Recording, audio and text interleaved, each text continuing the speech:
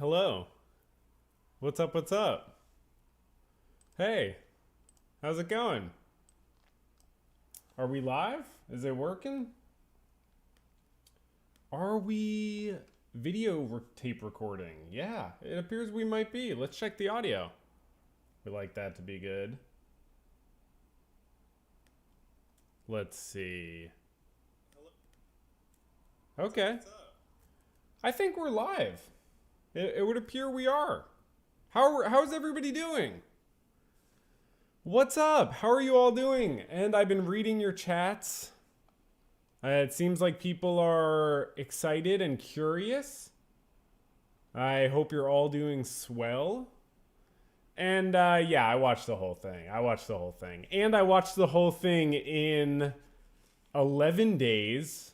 I believe I thought it was 9 at first. Luckily, it was from Sunday through this Wednesday of this week. And I took a lot of notes. I'm in the process of typing them up. It's tens of thousands of words. I definitely have a lot of thoughts. So this is just a first celebration stream. I did tell you 9 days, Simply Snaps. That's why I said that. I just wanted to break the news. I wanted to chat about all these first thoughts I might have. And yeah, I watched it all very fast. I don't recommend that. That's not my professional opinion in how to spend your time. Okay, don't spend 6 hours a night watching a television series. Don't live your life such that you can do such a thing. But if you do live your life such that you can do such a thing, go ahead and do it. So that's what I did.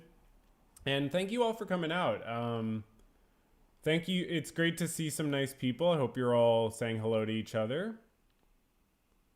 It's funny. I recognize names. I definitely recognize y'all's names. And it's cool that you see photos now. They didn't used to show photos in the YouTube chat. You know, YouTube chat has gotten a lot better. Am I the only one that thinks YouTube live chat is like more, higher quality than it used to be? Are people just improving? No, that can't be it. Okay. So I did watch all of Breaking Bad. And now, I don't know if any of you have seen Breaking Bad, okay? But I had a sense that maybe a few people in my audience had seen the show. And 1 or 2 people had mentioned that they would like me to watch the show. I did get that comment at least once, maybe twice. People, calmly suggesting that I, on my own time sort of consider whether I might want to partake in the Breaking Bad.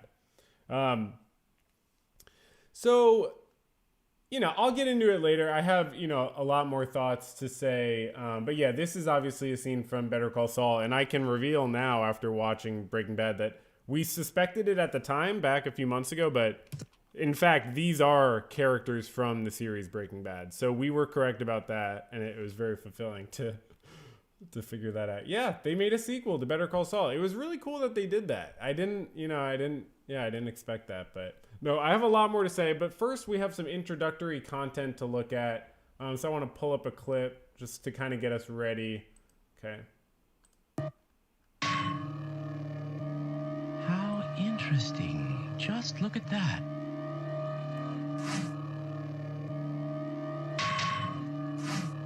Okay. Okay, next one. I feel like that's not what I meant. What are we? Okay. Sorry, my producer set these clips up for me. These were supposed to be introductory content clips. I don't know. Might have to fire my producer. I don't know what this has to do with it. But, okay. Yeah, that does appear to be a moose walking on a trail. Okay. Yeah, it's very calm and chill. Okay, well, here. I think we need to talk about Breaking Bad, though. That's sort of the point of why we're here, right? Like, I think that's why we're all here. So hopefully this next clip is going to be about Breaking Bad.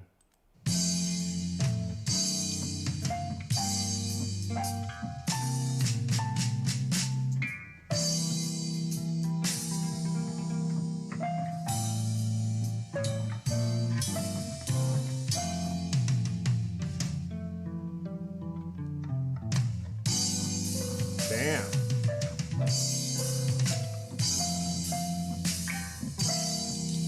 Wow. Now, when I tell you that's literally the highest form of art, I'm not exaggerating. But I thought we were gonna have clips about Breaking Bad. Hold on, maybe this next one. Nope. I don't remember that being from the show. Oh. Yeah, no, maybe this is from Breaking Bad. No, I don't think this is from Breaking Bad either. A coyote and a badger going under a highway together. Is it some sort of metaphor? Okay, hopefully this next clip is about Breaking Bad.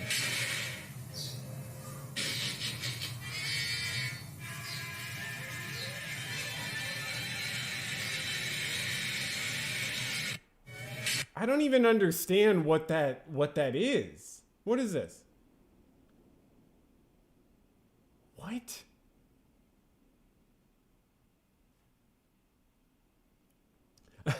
yeah. This was Skinny Pete and Badger. Skinny Pete and Badger are the best fucking characters. You're right. It's Skinny Pete and Badger. Okay. I won't fire my producer now. Good call. Let's see. But there's got to be some more relevant content. Hold on. Okay, this one's definitely a metaphor.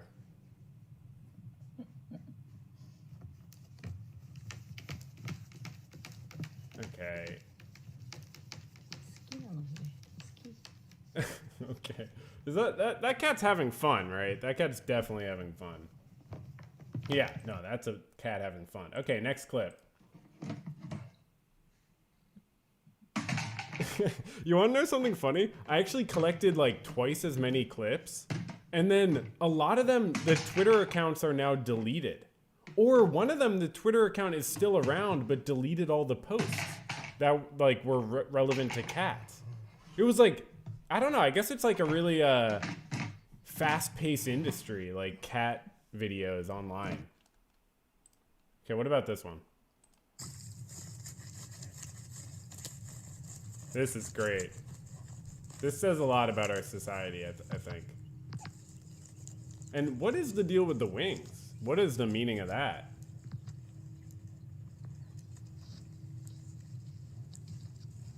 Oh, wow. Wonderful.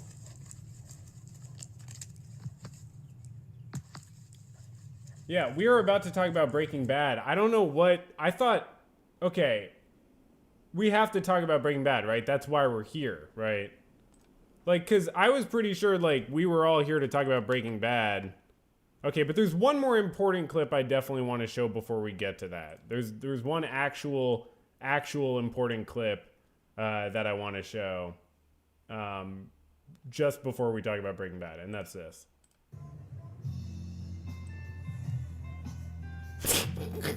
Oh, I forgot that's what this was. Oh my god. Oh my god. Okay, no, I did watch Breaking Bad. I really did. Okay, here, one more clip I have to show, and then we're going to talk about it.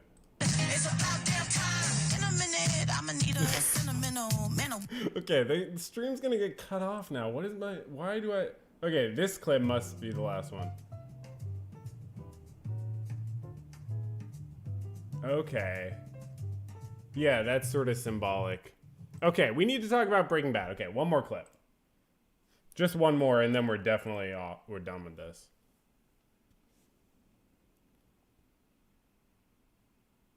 That's great. Okay, no, we have to look at one more after that, I feel like.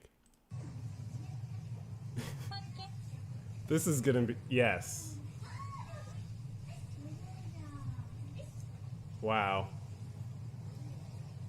Okay, enough. We're here to watch Breaking Bad.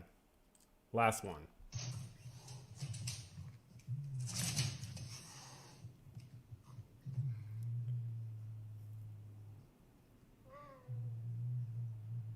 This is very cool. This is very, very... That's a what? Okay, I don't know what that's supposed to mean. It's like a, is it a lynx, right? Okay, last one before we talk about Breaking Bad. Oh, this one sucks. Last one. Oh, another Lynx one? We already saw that. Last one. Okay. That's the last one. So, here's the thing about Breaking Bad. I watched all of it. And I'll start by telling you what I think was my favorite episode. Okay? I think my favorite episode was this one. And this one where Jesse goes into the house of Spooge? I thought it was Splooge. Okay, Spooge. For some reason, this one really like captivated me in like a special way. You just got to see this like twist and turn in this way that everything, like he goes in there with like one plan, and you know that he doesn't want to actually, commit violence, and then you see what it takes for him to like shift his perspective, and then it all goes so awry. Anyways, okay, I'm gonna close out of these windows. My browser's like, yeah, that was really funny, dude. Like, can you like not though? Oh, we didn't even look at a few of these. Like, we didn't look at this one. Kind of ruins it that you see the text on the screen, on these TikTok videos. These kids these days with their TikToks. That's pretty funny. You make a move and your opponent just moves it off the board. Oh, this was so funny. We have to look at that.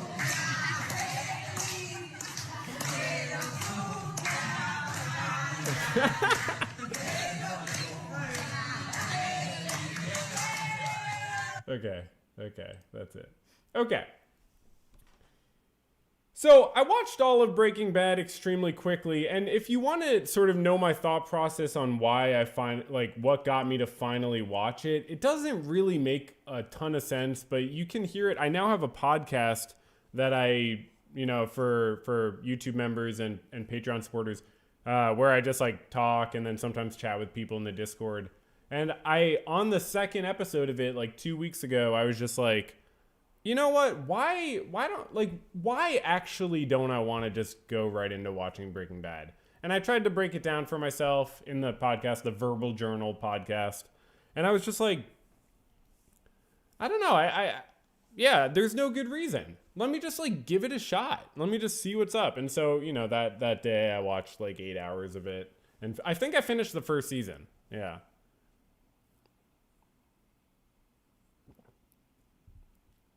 Now, should I start by asking the chat which you prefer?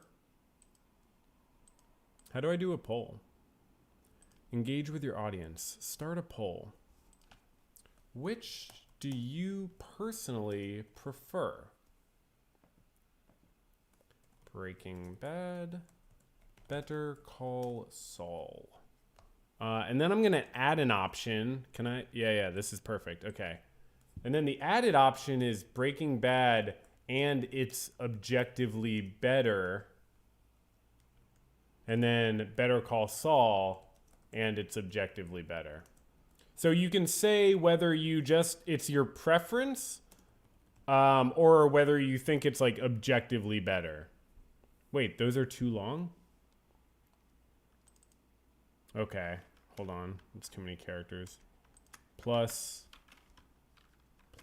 objectively, fuck. Okay, hold on. BCS, BB. I don't have to, spell everything out.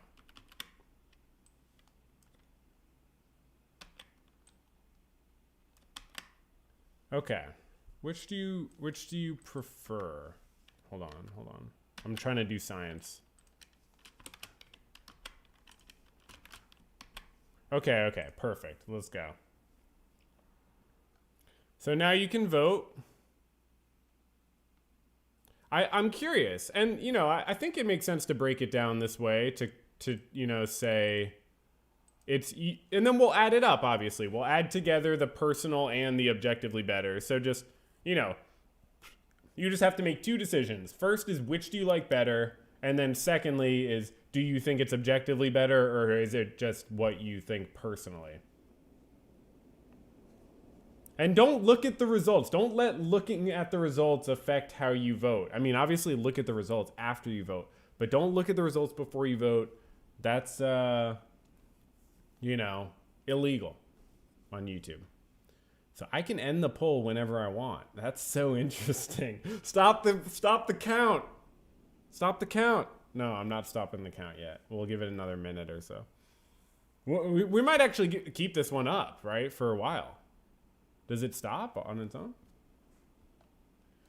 So, wow. This is very interesting, actually, science-wise, from a scientific perspective. Okay, wait. Let me take this stupid thing off the screen. Okay. Spooge. Spooge, glorious spooge.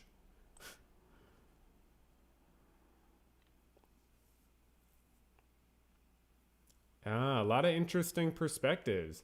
Pretty sure this audience is going to choose Better Call Saul, just saying yes. And that is same for me. So I will always readily admit, and I should say this now. Now's the time, I think. Do we have a lot of viewers? Oh, wow, cool. There was never a chance that I was going to prefer Breaking Bad. I'm just admitting to you my bias. I can't get rid of that bias. But I loved Breaking Bad. I think it's a wonderful, wonderful show with so much to offer. And one day I'll rewatch it, I'm sure, and maybe soon. And working on videos. But so right now, we can look at the results and see okay, so there's a Better Call Saul advantage over Breaking Bad that would be consistent with me being a Better Call Saul channel, who I'm probably the only Better Call Saul YouTuber who hasn't watched Breaking Bad, I would assume. I don't really know, but so obviously that's a reasonable sort of shift, but not a huge shift. That could even out eventually. But what is interesting is I guess maybe this is just the same shift. I was gonna say this seems like an even more significant difference percentage-wise. I mean proportion-wise. That this is this is 4 times as many, where this is, just 30% more, or 20%, 25 or something.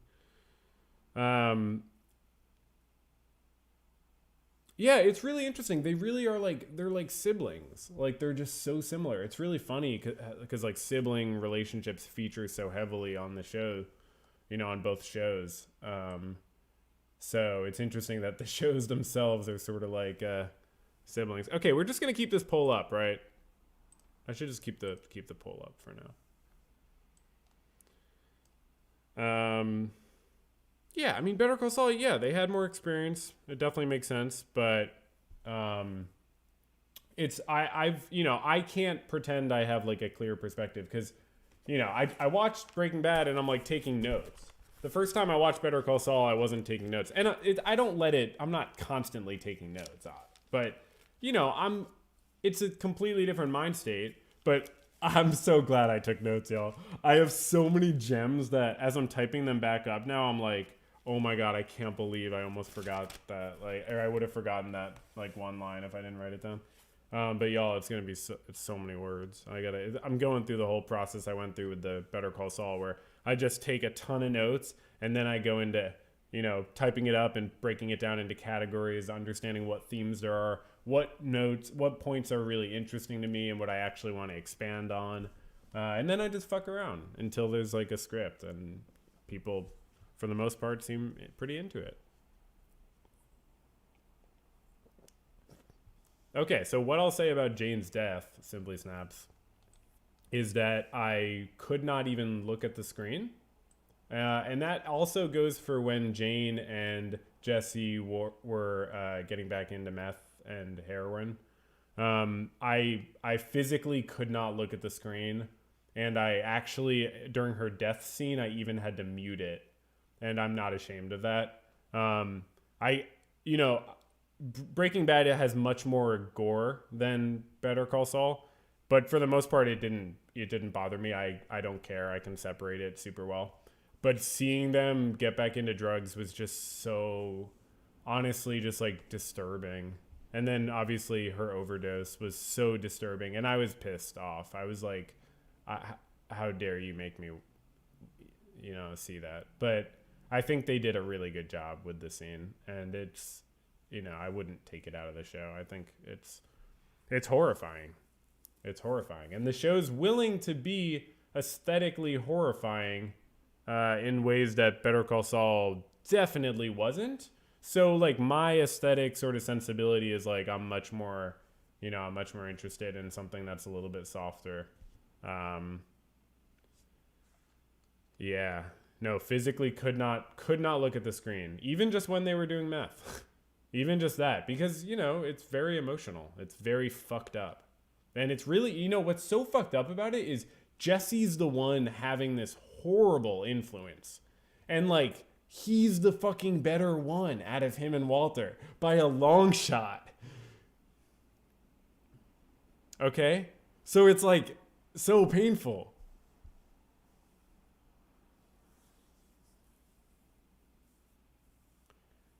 Blood slushy pours in from the ceiling level. Yeah. I was like, what do I even call this? Like, what is this? This is gore. I saw it in the Netflix tags. Like, I was like, oh, that's the word I'm looking for. I haven't thought of that word in so long. Gore. I just forgot that word existed. I guess Al Gore. I knew about Al Gore. Not a fan of him. Talk about him in my Portlandia video. And so right now you can talk about any spoilers that you want. All spoilers go. I watched El Camino last night, so you can talk about anything you want. Except no Slippin' Jimmy spoilers. I'm just kidding. But yeah, the VOD will be up on these side channels, so check out the VOD's channel. Come on, Streamlabs, you got this. You fucking got this. No? No, you don't got this? Yes, Streamlabs.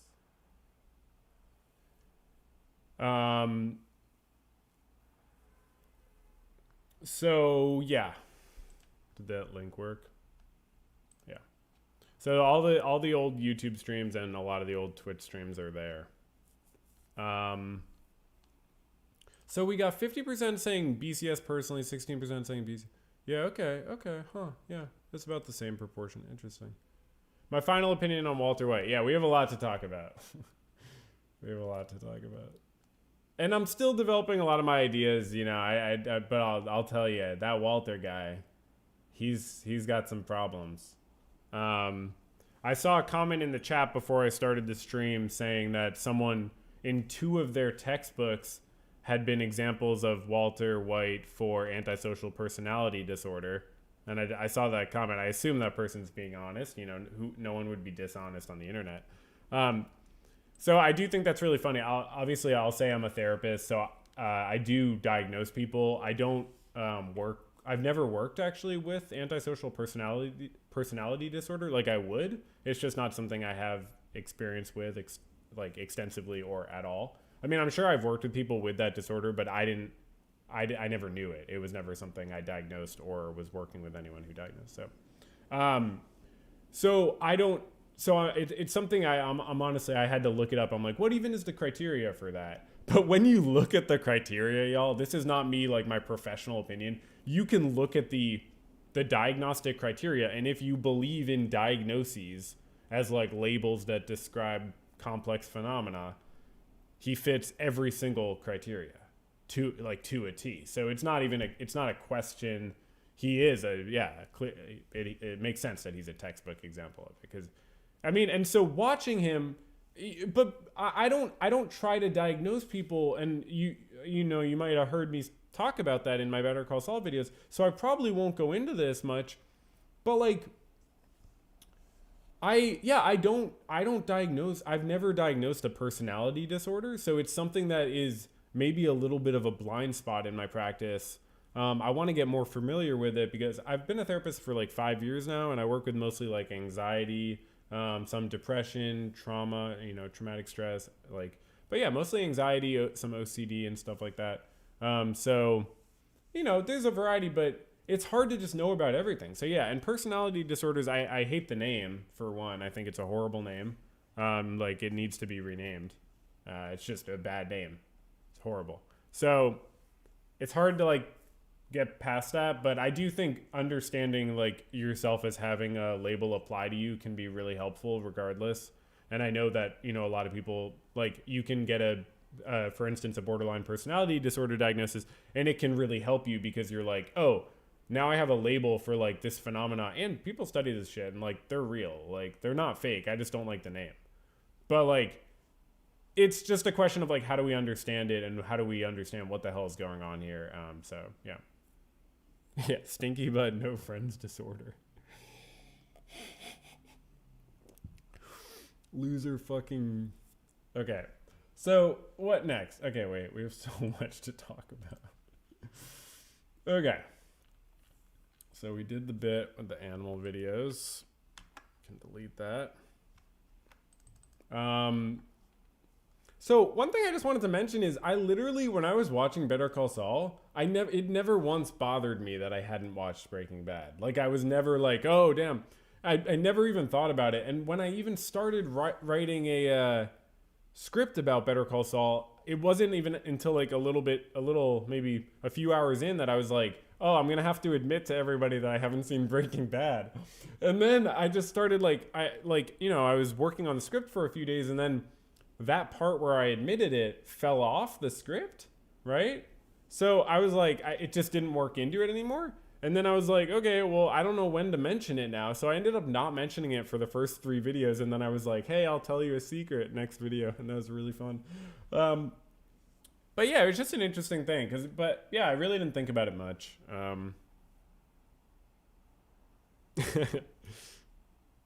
Yo, y'all are asking a lot of good questions. I don't think I won't be able to answer them all right now, but yeah, there's a lot of good questions.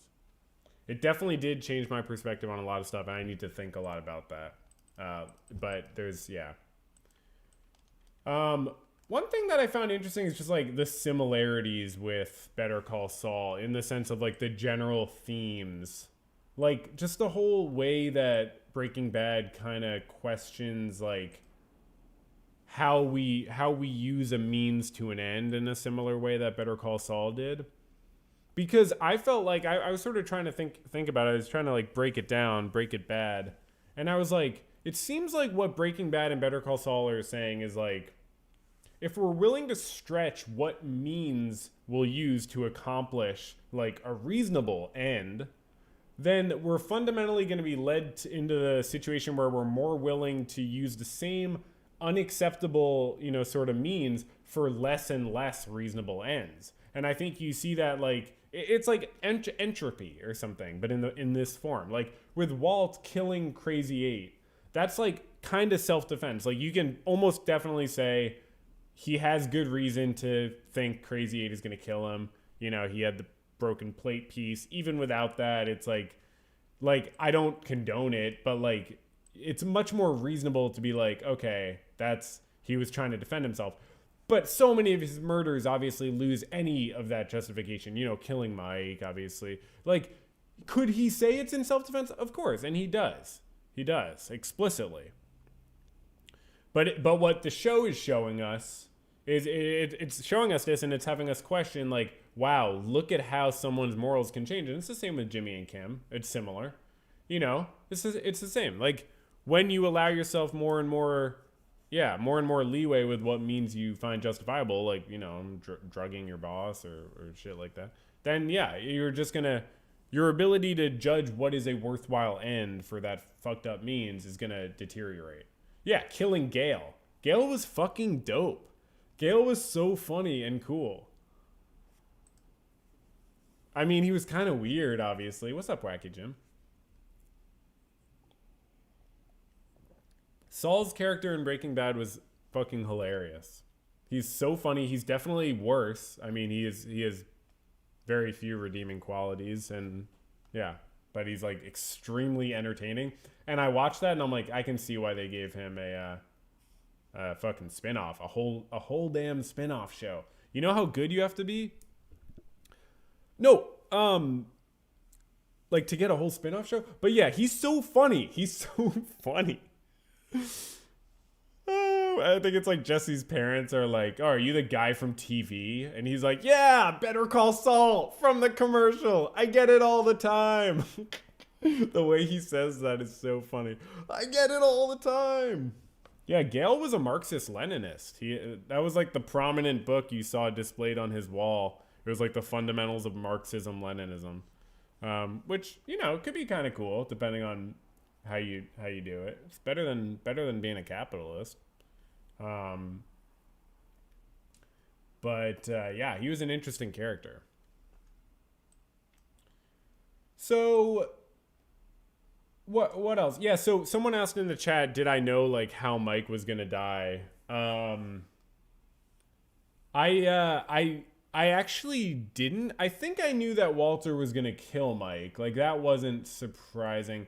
But I didn't know how he was going to die. And honestly, I had very little spoiled about the show. And I forgot to mention this about the Jane scene, but I actually had that spoiled. That was one of the only like main plot things that I had spoiled. Because I was on Twitter and someone was like, one of the worst things Walter did was let like a hot goth woman die.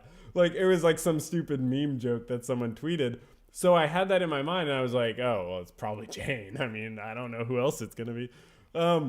And so, yeah, I'm actually really happy that I had that spoiled. That definitely helped me process and know when to look away. Yeah.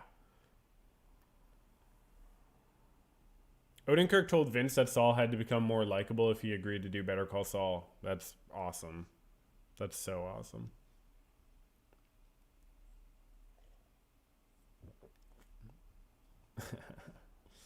Lots of cool people in the chat. We got some Discord friends in the chat. We got a Discord for channel supporters. If you want to support the channel, it's only $1 on Patreon or like $3 on YouTube. Let me post a link in the chat. No pressure. Only if you have a lot of disposable income. But I am starting to do like a podcast that should be kind of fun. It's going to be fun. We got a lot planned for this year.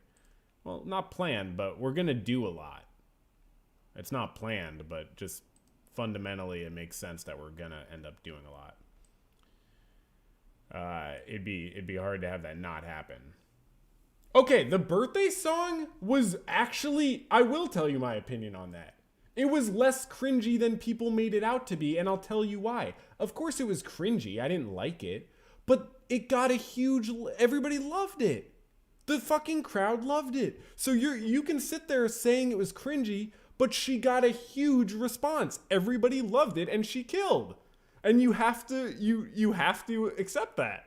So it's like actually funny to me that people are online being like, oh, this is so cringe. But if you look at the text... The real text that we're talking about here, Skyler does the birthday thing and the whole office is like, hell yeah, this is fucking cool. Like, so yeah, you know, it's just interesting. That's not a cringe scene. That's not Michael Scott, you know, that's not a cringe scene because we're seeing the people respond. So I did find that very interesting, that I was expecting it to be more cringy than it was in the actual scene itself. So yeah, my thoughts on Skyler, I could say a lot more. I'm sure there's a lot more to say. I mean, yeah, she was... Everybody talked online. I was expecting her to, like... Okay, so the image I had, okay? I was talking about this a little bit on the podcast this past Sunday with some folks in the Discord.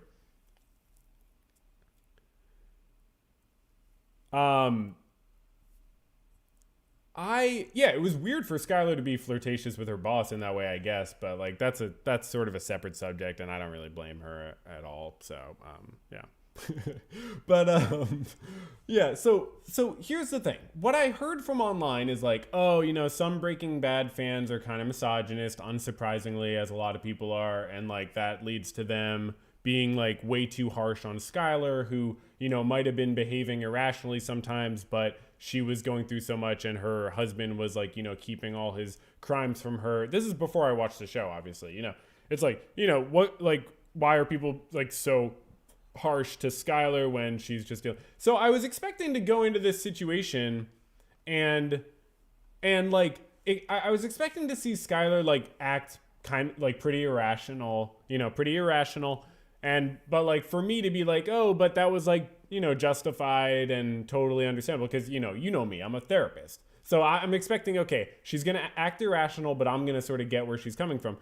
And then she didn't act irrational. I mean, in the first like 3 seasons or something, I don't know exactly, but like she's responding very, very rationally and like proportionately to the absurd problems she's facing. I would do so much worse.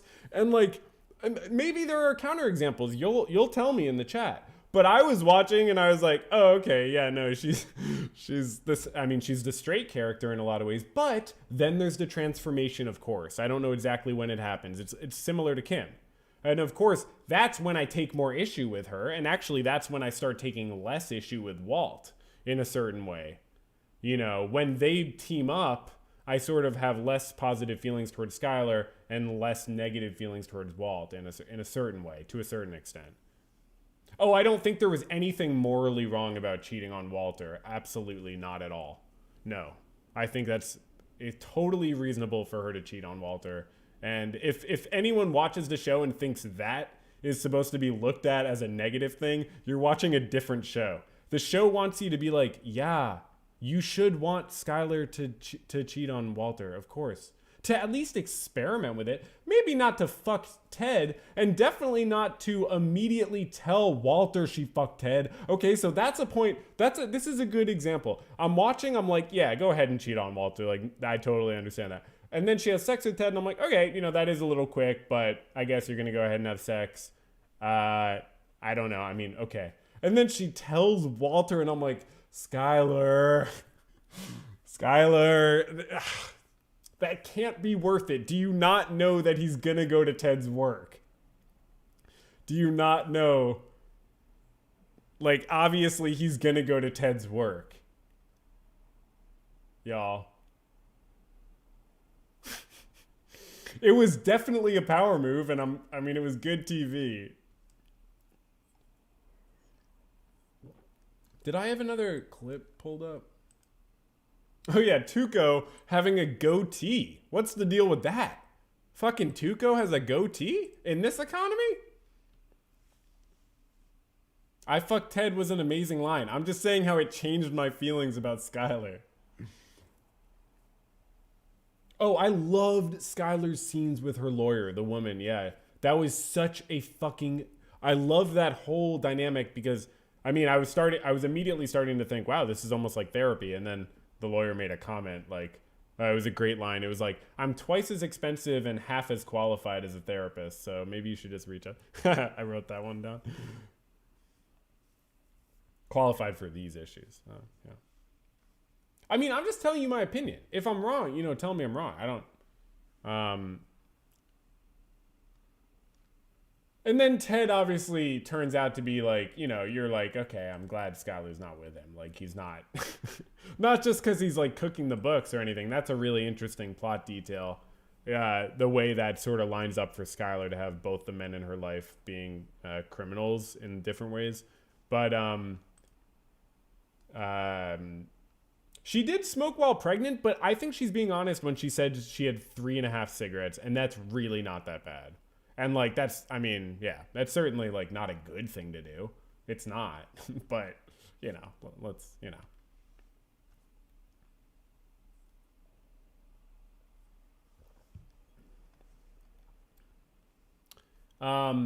Yeah, so there's a lot more to say. So, yeah, what's with the Tuco's goatee? I'm not seeing any explanation in the chat about Tuco's goatee.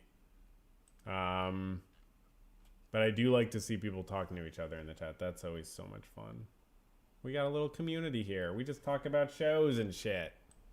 We got 150 people watching and just chilling. I hope you're all doing swell. And yeah. So I'm waiting for someone to explain why Tuco grew a goatee. But I'm not seeing anything in the chat. What's the canon on why people throw pizzas on that house? Are you fucking kidding me? Y'all, reality is a thing. It's different than television. God damn it. Oh my God. He got it when his Tio got sick. He broke bad. Okay. So the unfortunate thing about Tuco, and I think we can all feel this. The unfortunate thing about Tuco is that he doesn't seem to have been fully reformed by his experience in prison in Better Call Saul, which was just shocking to me. He apparently was not, reformed, and somehow he didn't come out of the prison system like a better person, which I was very shocked about. Because I know he went to prison in Better Call Saul, so I was like, oh, so obviously he's going to be like a much better person, right? Because the U.S. prison system is well known for like really helping people transform their lives and just get the leg up in life. So yeah, it was unfortunate to see that for some reason he didn't have that outcome. But yeah, I guess it is what it is. Okay, we have a lot more to talk about. So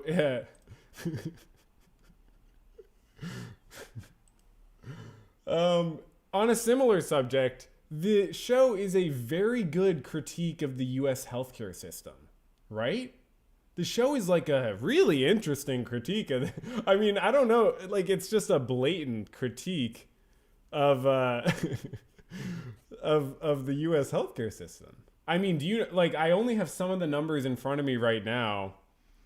A lot of people don't know if I was joking. I do have a weird sense of humor. Okay, but I don't have all the numbers in front of me right now, but they're in the 4th episode. Their new doctor isn't in their HMO. So it's a $5,000 deposit just to start, and then we learn it's $90,000 out of pocket for his radiation. And obviously, the U.S. health. I'm not even going to do the sarcasm bit again.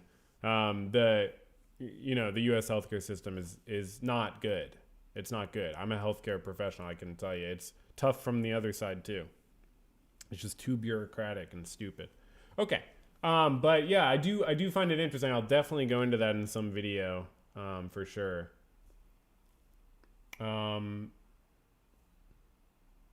Whoa, God, Simply Snaps, you have all the deep cuts. Holy shit. Were you shocked by how early Tuco died? He was meant to be a longer antagonist, but the actor had anger issues and dealing with the role was ruining his marriage, so they killed him off and made Gus. Wow. I'm going to be honest, y'all. This is a thought I have all the time when I'm watching things. I do not understand how actors do it. Like, I find acting to be one of the hardest things. Like, I don't get how they're supposed to, do those things, but, and like really put it on, convincingly. It's really, I just don't get it. I could never do. I could be an actor if I was playing like people exactly like me. Yeah, I could probably be like engaging. Like a Seth Rogen type of actor.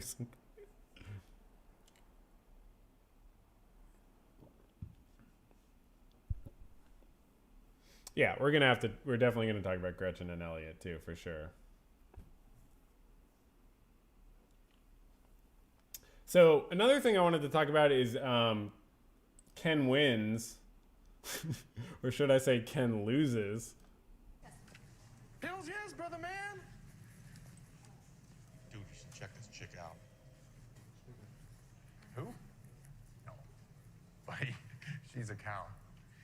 Stacy's a cow. So it's just a very interesting scene from the perspective of like, we're sort of meant to see Walter as like morally, like relatively moral here.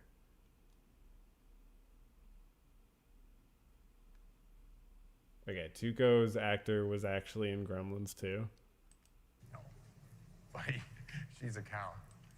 My mom works in healthcare and just got her pay cut by 30%, and she'd have to see like 30% more patients per day to get paid the same amount. Esoteric videos. I'm so sorry. I 100% understand that. I mean, I work for myself now, but previously at my employer, at every employer, you just get so ripped off. And it's like what employers have to do to survive. That's how the world works. It's like, it's a wolf eat wolf world, and it doesn't have to be that way, I don't think. So it's just like so fucked. But yeah, that's so fucked. It's so hard because you have no choice. At my previous employer, I didn't even get healthcare coverage unless I saw like more clients than I'm able to see. Like I had to see 30 people a week, and that's a lot. I mean, 6 people a day might not sound like a lot, but trust me, it's a lot.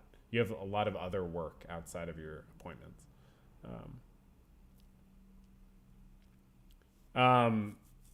Oh yeah. No, of course I know Ken Wins from Better Call Saul. Yeah, of course. I mean, as soon as I saw him, I'm like, fuck, hell yes. Stacy's a cow. We're talking major barnyard boo hog. Roll her in flour and look for the wet spot before you hit that, man. You know. But like, keep in mind, so in between this scene and the next scene, when he explodes Ken's car, he has the intervention with his family, correct? I believe I'm correct. And he has like, you know, you see just like how his life is falling apart, essentially, Walt. And then he feels powerful by doing this thing to this guy who, yeah, sure, like deserves it, I guess. I mean, I'm not sad about the fucking guy's car. But it's just interesting, like, what it means to Walter to do something like this. Oh, is YouTube just going to be weird now? Wait. Whatever. Okay, cool. The intervention happens in the next episode. So hold on. So this is... Let me look at my notes. I might have been confused. What happens...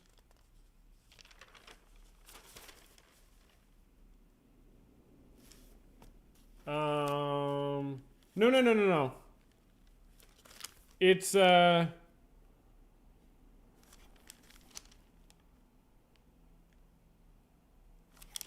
he has the... What? Maybe it's not the intervention, but I know there's a line where Walt Jr. says, "Then why don't you just fucking die already?" It's not during the intervention. It's before. It's when Walt is arguing with Skyler about how the chemo might not be worth it. Yeah. So my mistake. Not the intervention, but a small intervention by Walt Jr. or Flynn, depending on what episode we're in and who's talking to him. And so my point stands, which was why I got confused. My point is, we're seeing Walter come away from a situation where he is shown to be like not upholding his responsibility as a father, and yet now he's so powerful and very badass and cool. And it's cool, and you're supposed to feel like this is cool. I mean, listen to the music.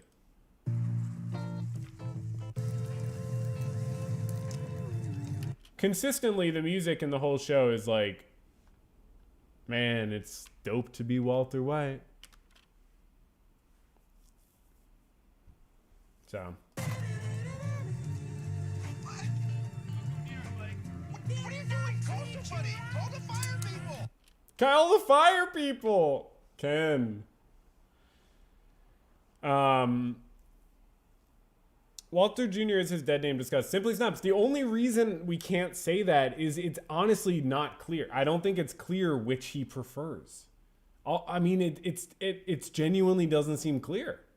There's isolated points where he says which he prefers, but it's not clear. And I think it goes to show like the role of his character in the show, Walt Jr. / Flynn, is like he is a canvas that the rest of the characters imprint on, especially Walter, and there's some disturbing ways you see that sometimes, but no, he definitely prefers Flynn sometimes, and he definitely prefers Walt Jr. sometimes. Which one he ultimately prefers, it's not clear to me. It's not clear.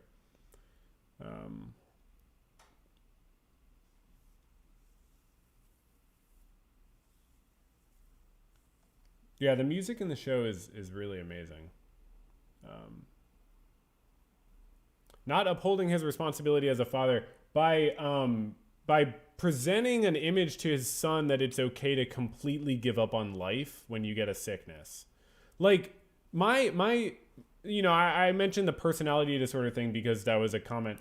I think what's more clear is Walt seems depressed in the beginning of the show.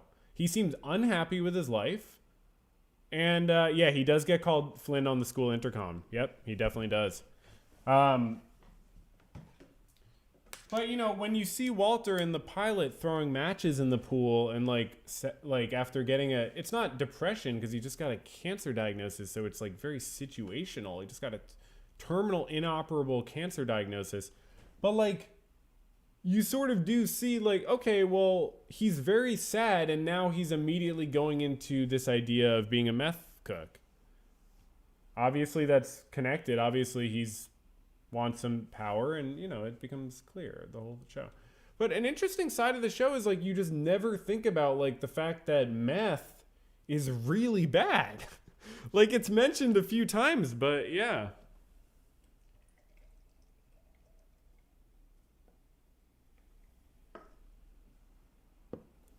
It's very interesting. The show really makes you forget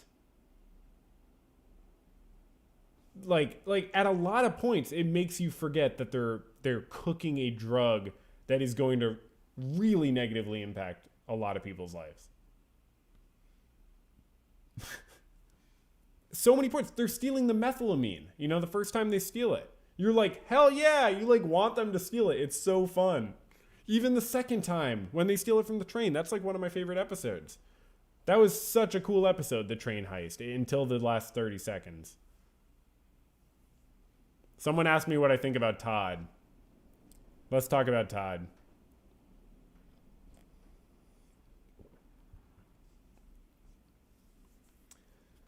So, obviously Todd was like a, very fascinating character, definitely necessary in the universe and like it's just like super interesting. I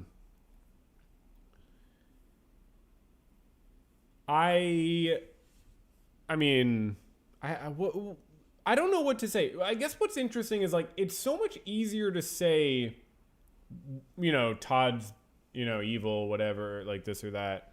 What I find interesting is like to compare Todd to Walter, for instance.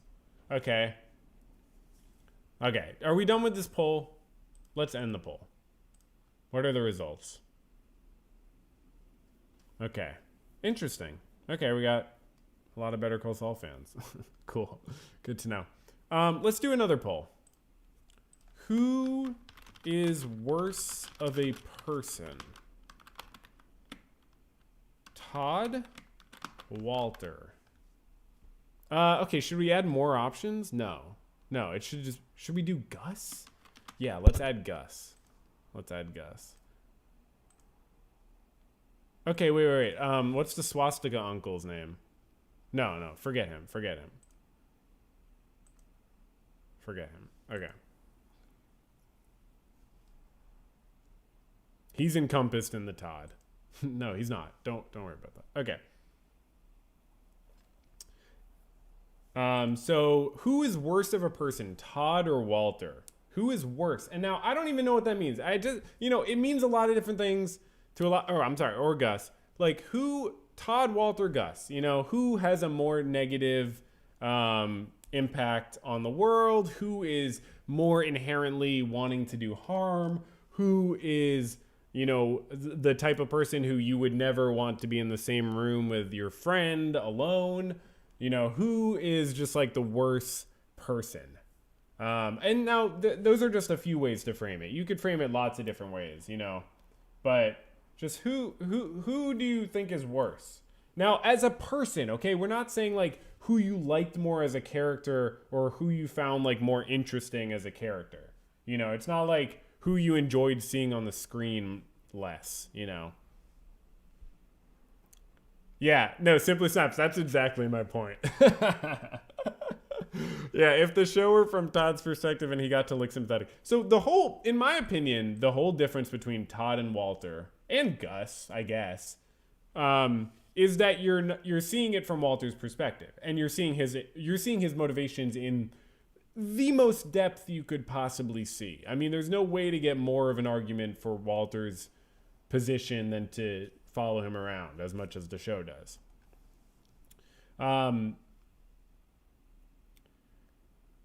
So I don't, honestly, as far as I'm aware, I mean, as a mental health professional, I don't know that psychopath and sociopath are even used a lot. I mean, sociopath might be used sometimes. It's in the context of my work, I don't use it much. Like, it's not that I'm against it. They might not be in use as much. So personally, I honestly don't think about stuff in those terms. And even like with the, diagnosing stuff, I'm more just thinking like, what's going on? Like, are they not in control of what they're doing, or are they in control of what they're doing? So we all think Todd is worse of a person, and I would argue that's because of so Todd kills his housekeeper, because she found the money that he fucking left out like a dumbass, and he has no awareness. And he's willing to ask Jesse to say a few words, and he's willing to make it seem like they should bury her in a nice spot. He's willing to lie to himself to such an extent that it's offensive to our moral sensibilities. Walter, we can tell ourselves much easier about what Walter's doing. And Gus also. It's a lot easier. I mean, Gus does a lot of bad stuff, but like, Gus is, does Gus kill fewer people than Walter? We don't necessarily know, but in the function of Breaking Bad, Gus is a sort of agent of order, but it's like chaotic order. I don't know. Maybe, I don't know if that's right.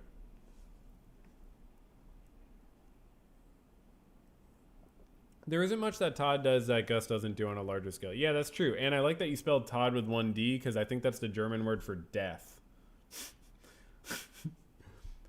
If I'm not mistaken.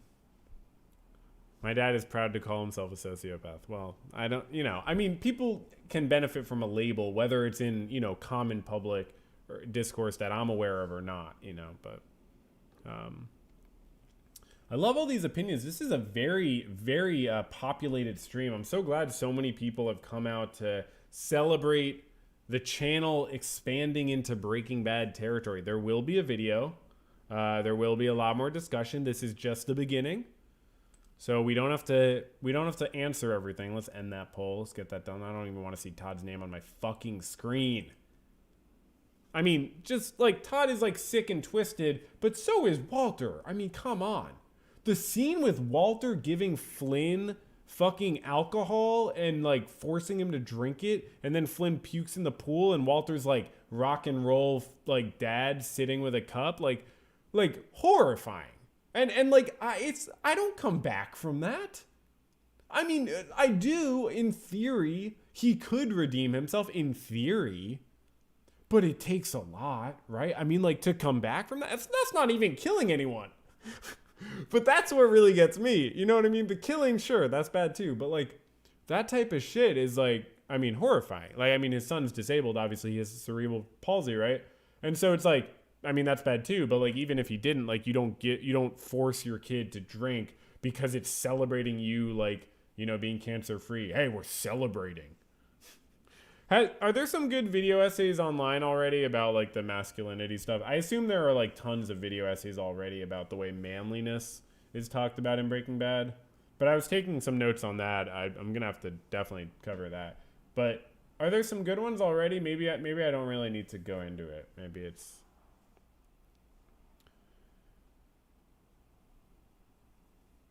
I found it easier to watch Todd. I think the show, the show for some reason makes it easier to watch Todd because it's not even trying to make you think twice about what you think about this guy. So he's like, yeah, that's his function. Like, he's the pure evil, and Walter's the more like the one you can't make your mind up about. And by seeing Todd, it sort of throws that even more into relief or whatever. I mean, masculinity is overtly a huge theme in the show. I mean, they literally bring it up in like so many episodes. It's like probably the most superficially like obvious theme in the show. Everything's about be a man and like don't be a pussy and stuff. I mean, it's so frequent. It's like it might not be the most overarching theme, but it's like the most obvious one, I would say. I mean,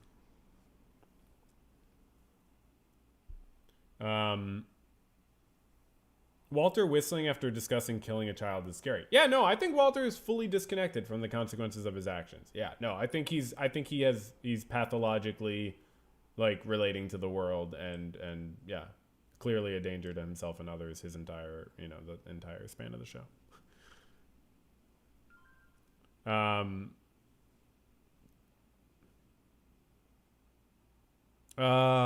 Todd's actor said that he imagines that Todd is the type of person growing up in the same environment the kid in Peekaboo would. And Peekaboo is obviously not this, but this. And it's this kid, which it was sometimes painful to watch, but in like a cute way.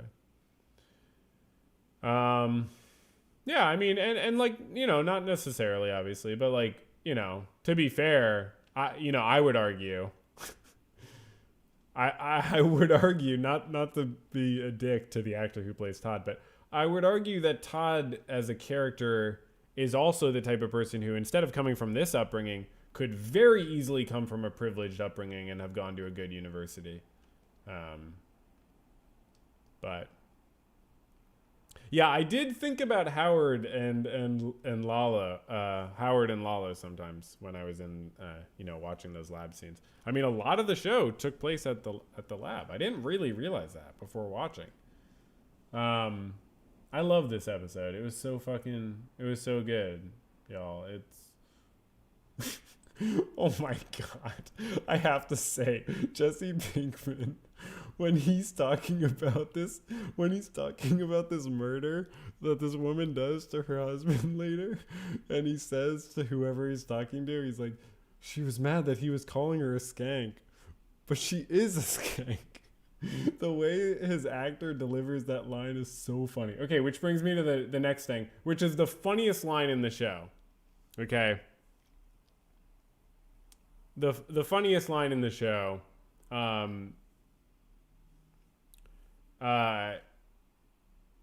mean, it's just ridiculous. Castor beans. So what are we gonna do with them? Are we just gonna grow a magic beanstalk? Huh? Climb it and escape? We are going to process them into ricin. Rice and beans.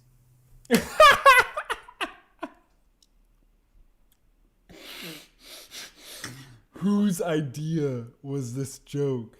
Who came up with this joke? I need to know.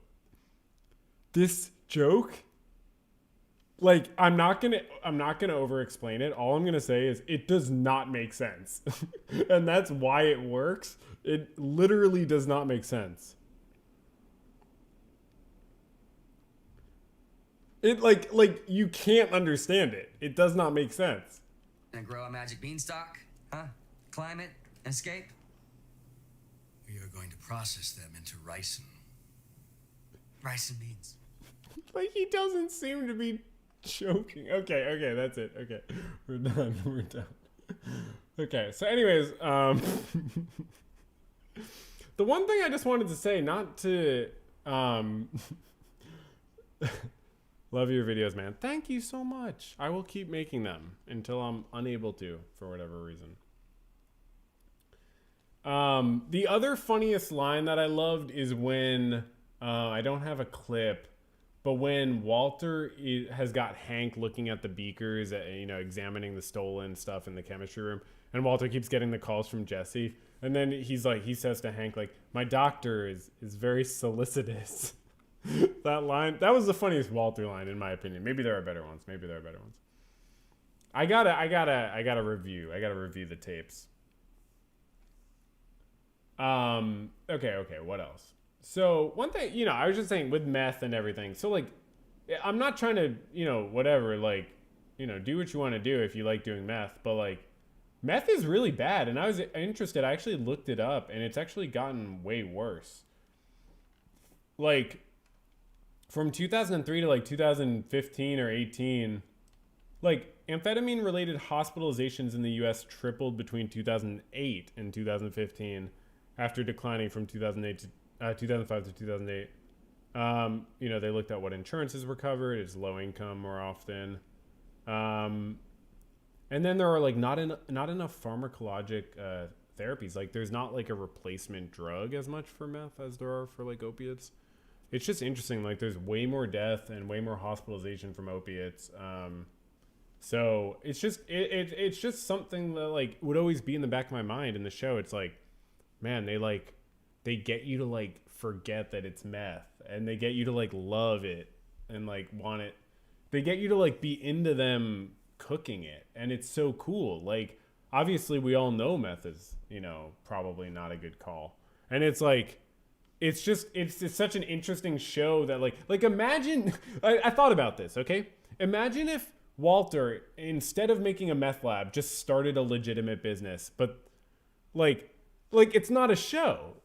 Like it's not a show. Like his willingness to take like absurd risks and put other people in harm and kill people is what makes it like fascinating, because it's what throws into question his motivations.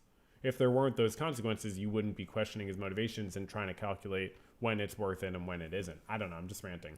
But yeah, are we agreeing that meth is bad in the chat? Yeah, I'm willing to say meth is bad. And a lot of streamers won't say this. A lot of people are like, hey, it's good, meth is great, you should do meth all the time.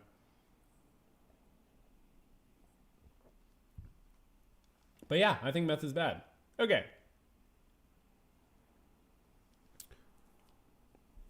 And obviously I'm talking about like self-administering recreational methamphetamine. I'm not saying like anything that's like in the class of methamphetamine is like morally bad. I just mean like this is clearly a big addiction issue in the world and people need to be aware of that. But like, you know, it's interesting. It doesn't get the coverage that opiates does sometimes.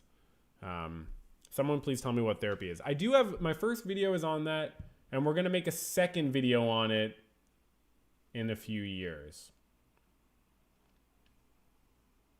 Yeah, Fly was a good episode. I mean, I like it. Yeah, it was a concept episode. It was cool. It showed the obsession. It was cool. Yeah, no, I liked it. Gail's coffee was good. I wish I could try it.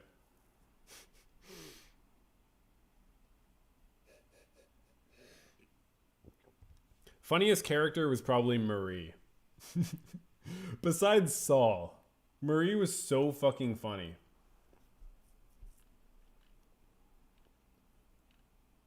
Marie was like you know, Marie's lines, like some of them were so funny and they were like so understated. I mean, probably like Saul Goodman was like absurd too. Like his line, like I once had sex with a woman who believed I was Kevin Costner, and it worked because I believed it. Like that's like unheard of funny, like in the way he delivers it. But Marie did crack me up. She was like when her line, she goes, I like when Walter disappears and Marie says to Skyler, actually, I think the very fact that they haven't found him bodes well. And she has a whole like justification for it. But then later in that same scene, she says, chemotherapy and marijuana go together like apple pie and Chevrolet. It's just the funniest fucking, like that's the type of line. It's like it's a very funny line. Like it's not about her, the character, being funny, but the line that she's delivering is like amazing. Yeah. Wait, who is Wendy? Wait, who the fuck is Wendy?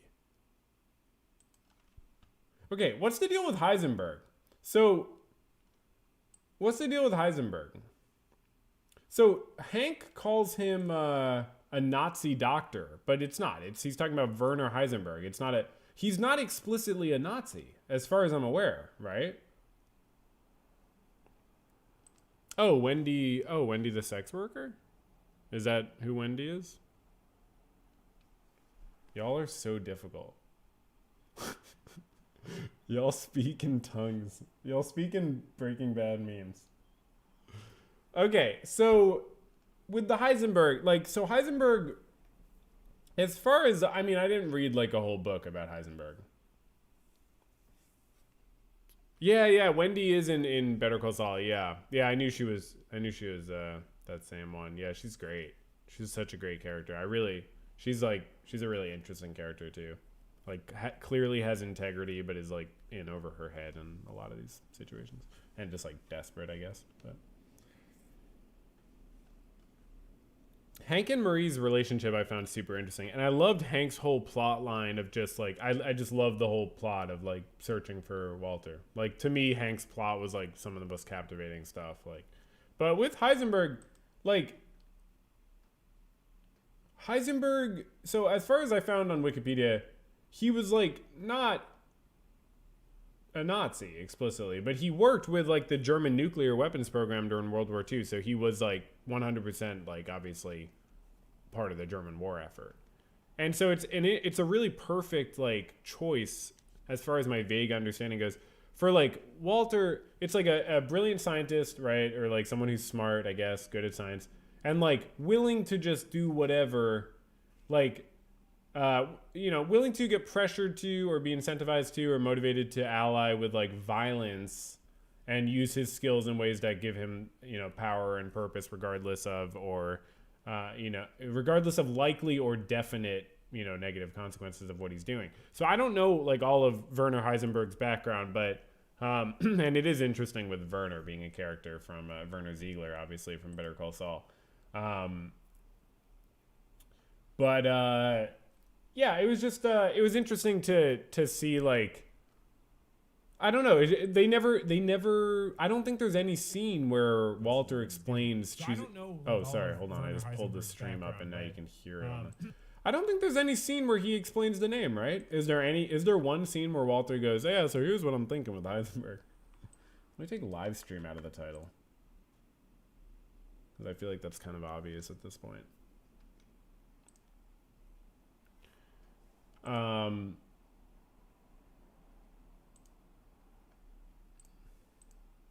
So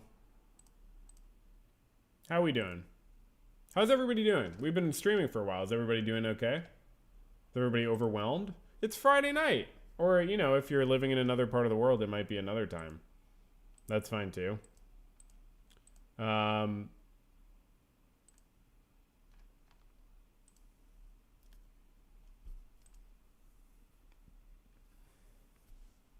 Yeah, I don't think Walter ever did mention it. Yeah. Oh, the Nazis took meth daily. I did not make that connection, but you're absolutely right. Yeah. The Nazis did take meth. I mean, I think a lot of probably military are, taking drugs. I think that's a very prominent message in Breaking Bad, especially in the beginning, is the way that Jesse and others, and even Walter, getting high and getting drunk before, going to kill Crazy 8. It's like, they invented Walt's method for rapid synthesis to do it when supply lines were strained. Wow. That's one of the coolest things about streaming is like the sort of hive mind aspect of it. The way we all can sort of collect information.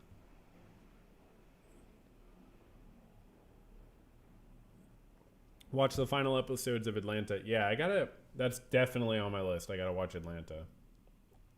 Why didn't Walt call his mom? Why didn't Walt ever...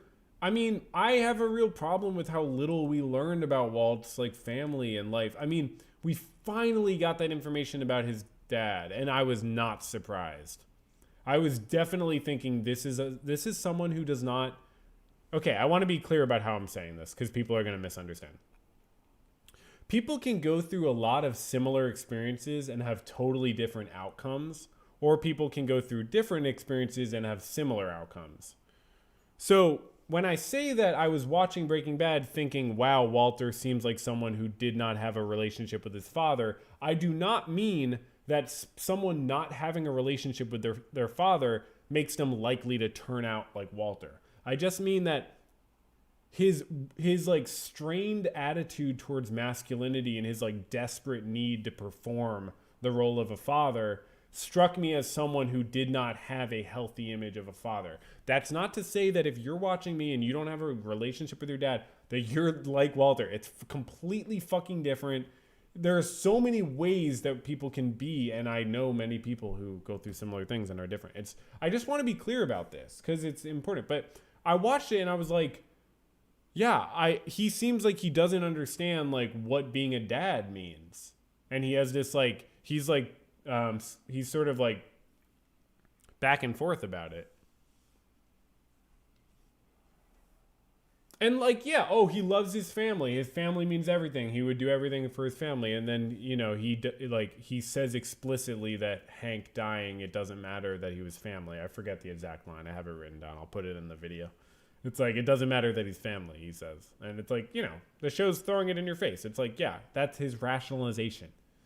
So did it trick you? Or did it not? You know what I mean? I feel like that's what it... But no, I mean, a lot of people, but he does talk about he never did have... I don't know. I guess we don't learn enough about his background, and that bothered me. And I'll talk about this more in the future, but like, I didn't really get his motivation in the first episode. I mean, I understand the facts. I understand he's got diagnosed with inoperable cancer. He wants to feel powerful. He wants to make money. He wants to leave money to his family. He wants to, achieve something and so on. He wants to rush. I felt kind of thrown into it. It was quick. It was just a quick thing.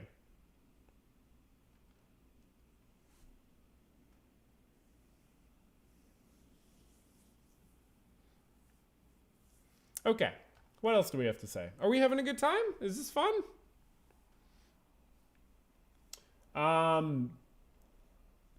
Okay. One thing I wanted to say is interesting. Do you all find Walt cool? Let me make that a poll. Hold on. How often is Walt cool? More than 50% of the time? Less than 50% of the time.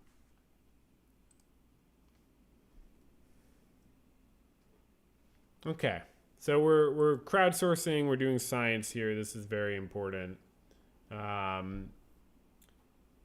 Yeah, I just mean cool. I just mean purely cool, like cool. Whatever you think of cool meaning, is Walter cool? How often is he cool? And yeah, what do you think? Because I'm just trying to get a sort of a vibe on how cool we think Walter is. Is it more than 50% of the time or less than 50% of the time? This is so funny. I can't believe a year ago I had 1,000 subscribers on YouTube. I could have never done a live stream like this. My Twitch live streams got and still get 5 viewers. And like, it's so cool to be able to fucking hang out with a bunch of people like parasocially who like the same thing. It's so bizarre and funny. And like, we can really, the possibilities are limitless. That's why I watched a bunch of cute animal clips at the beginning of the stream, because the possibilities are endless. And that, so if you missed that, you can watch the VOD on the VOD's channel. But, the possibilities are endless. We can do anything with this channel, and we're going to have a great time. So, asking whether he's cool does get into some questions about, whether you can apply an adjective to a person. But obviously, so, okay, we could do who's the coolest character. That's a good question. So I'll just end the poll because the results are in. 89 votes. I mean, that's enough. The results are in. Democracy. Stop the count.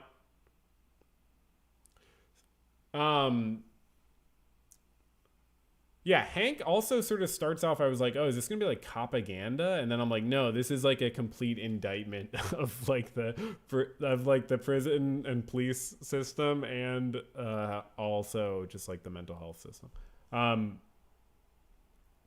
You hit the wrong one, you can't read math.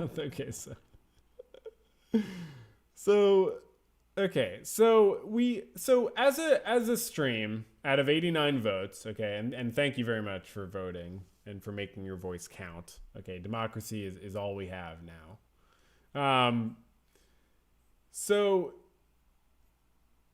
assuming, not too many people misunderstood the signs, we, as a majority, we think 2/3 of us think that Walter was, not that cool. And then 1/3 of us think he was pretty cool. Skinny Pete is probably the coolest. I agree with that. That's a great call. Lydia was hilarious also. I want to talk about Lydia sometime. She was such a good character. Oh my God. And obviously she was in Better Call Saul too. It was so cool to see more of Lydia. She was a trip. Oh, I hated how she went out. That was evil, y'all. Oh, fuck that shit. Fuck Walter.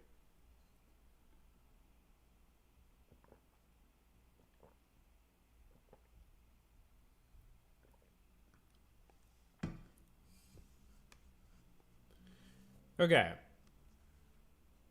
I wish we'd stop framing bad behavior from the masculine and feminine and just talk about people's actions as people. If I'm doing that, I'm only talking about how Walter was motivated by his concept of masculinity. I don't think masculinity is inherently toxic. Obviously, I don't think femininity is. I just think these masculinity and femininity are ideas. Fundamentally, they're ideas. And when you try to pursue an idea, you can go awry. You can pursue it in a flawed way.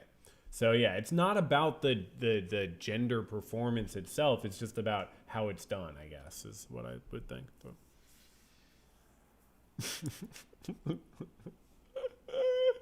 Lydia was so anxious. That's why she stressed you out. But that's why you gotta love her. She was so much fun, and she was so funny.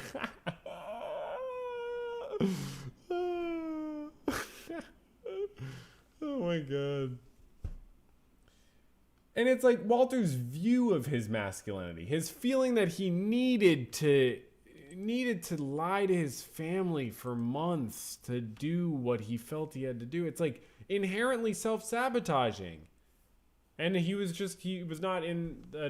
not capable of perceiving that. So what I wanted to say about the coolness is so I didn't find Walt very cool. I mean, even his I am the danger thing, is that supposed to come off as cool? I mean, it's, that's not a cool, that's being a really shitty partner. If you've been in a romantic relationship, you could be oh, that's really shitty. He's being a horrible partner in that moment. So I have a hard time finding that cool. I mean, you can look at other things. Okay, him beating Hank in poker in the first season on a bluff. That's kind of cool, I guess. But it's also kind of weird. If you actually think about someone doing that, you'd be all right. I mean, it's normal to bluff in poker. Don't get me wrong, but it was explicitly done in a conversation where he was linking the bluff to the conversation. He was getting dominance, sort of.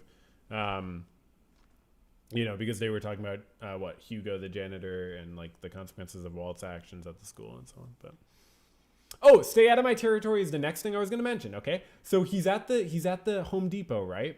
And that's a fucking cool moment when he knows that guy is cooking meth and he calls him out for it in public. That's cool. That's fucking badass. And I'm and then TV on the Radio song comes on. Yo, that's one of my favorite bands. I saw them with my dad when I was 15. I love TV on the Radio. And then a fucking TV on the Radio song comes on. And it's holy shit, this is so dope. And then, I'm just going to say, he goes out to the parking lot and I start to question that.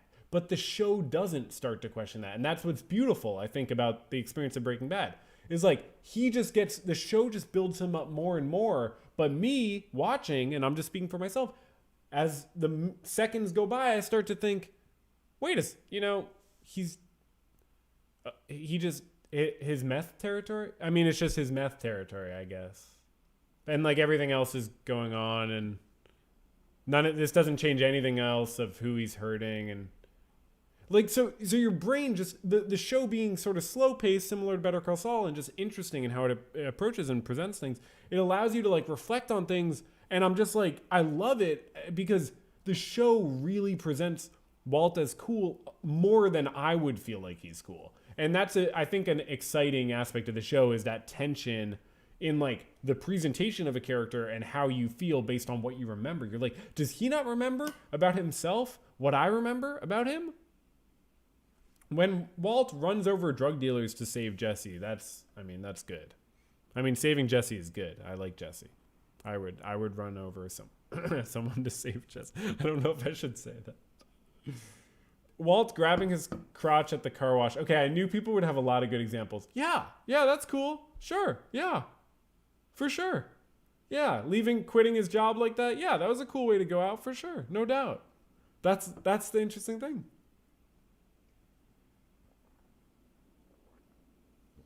Yeah, Wacky Jim, you have good taste in music. You told me about Big Thief in the Discord. On second viewing, I'm the danger was lame. That's what I'm saying. That's what I'm fucking saying. But it's like, this is not a critique of the show, obviously. Like, that's the beauty of the show. The fact that you can really feel both ways about something like that. That's so cool. Oh my God, the Tuco scene where he explodes that fucking, wait, I can tell you what it is. Fulminated mercury, is that right? Fulminated mercury? Yeah, that's fucking dope as shit. Are you kidding me? And like the show, if you rewatch, I believe the music and everything, that is like a peak of like the show's like, hey, we all agree this is cool as fuck, right? Walt trying to fight Ted was not that fire. Fighting Ted is not that cool. That's not, because at the end of the day, that's just harming your family. It's like that's not, yeah. It doesn't, I don't see how that would realistically help. Yeah. I didn't check out their other stuff yet, but I like that song a lot. Yeah. This is so much fun. We're all having a great time. What else? I have a lot more to talk about. I guess what I was going to say about coolness, I like, if you know the artist Panda Bear, he has this line in one of his songs, coolness is having courage to do what's right. And I'm not saying you have to agree with that, but I think that's kind of how I think about coolness. So there's like a moral aspect to coolness for me. It's not an amoral thing. It's not like you could just be, it doesn't matter. I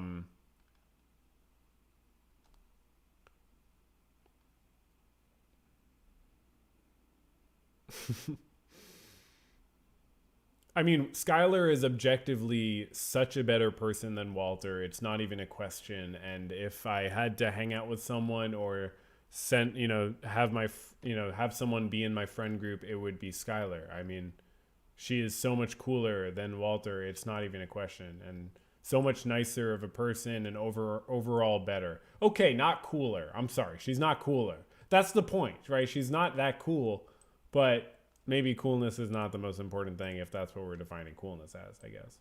Okay. Why did I have this pulled up? Oh yeah, Jesse goes to the doghouse, like in Better Call Saul. He's at the doghouse. He's at the doghouse. Fucking, that's so cool. Oh my God, the rot in the house thing was what? That was Chuck level. I mean, that was Walter's Chuck moment. You could tell that was foreshadowing for Chuck. When Walter was, getting the rot out of the house. That was clear foreshadowing for Chuck. And I just say bravo, Vince, for that. That's definitely well done. No, I mean, I'm not gonna, yeah. But okay, so it was very cool, very interesting to see Jesse at the doghouse. I love Jesse. Y'all, Aaron Paul, is that the actor's name? What a gem. Just like, really, what an amazing character. So I'll just say, like, I always was happy to see Jesse on screen. It's not even like I dislike Walt as like a person. Sometimes I honestly couldn't even like, sometimes I didn't want to watch Walter on screen. And he would enter a scene and I'd be like, damn it. And I'm not criticizing the show. I'm just saying, like, I definitely was sometimes like, upset that he's kind of in a scene. Yeah, Tuco Salamanca uploaded this clip. So I don't know if we can really believe it. Okay, rice and beans we talked about. Oh yeah, this is Gretchen, right? Yo, that's Gretchen, right? That is Gretchen. I assumed it was. I'm positive it is. I just wanted to triple check.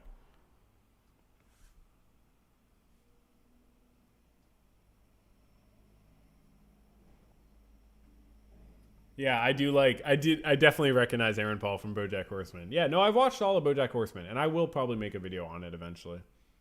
I'll have to rewatch it.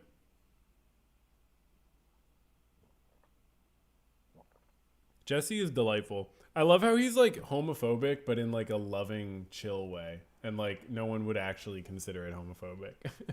He somehow nails that. Oh, that's Gomi's wife. Oh, my bad, y'all. Gomez's wife. For some reason, it kind of looked like an aged version of Gretchen. My bad, y'all. That's wrong. Yeah. Of course, that's Gomez's wife. I was kind of like, that would be weird for Gretchen to be at the trial, but I was like, maybe she knew Saul. Like, did she not hear about Saul? Maybe, but then no. Okay, now that you mention it, that would never make sense for Gretchen to be there. Yeah, Agent Gomez's wife, of course. I don't think I ever met her before, but nice to meet you, Ms. Gomez. Sorry that I thought you were Gretchen.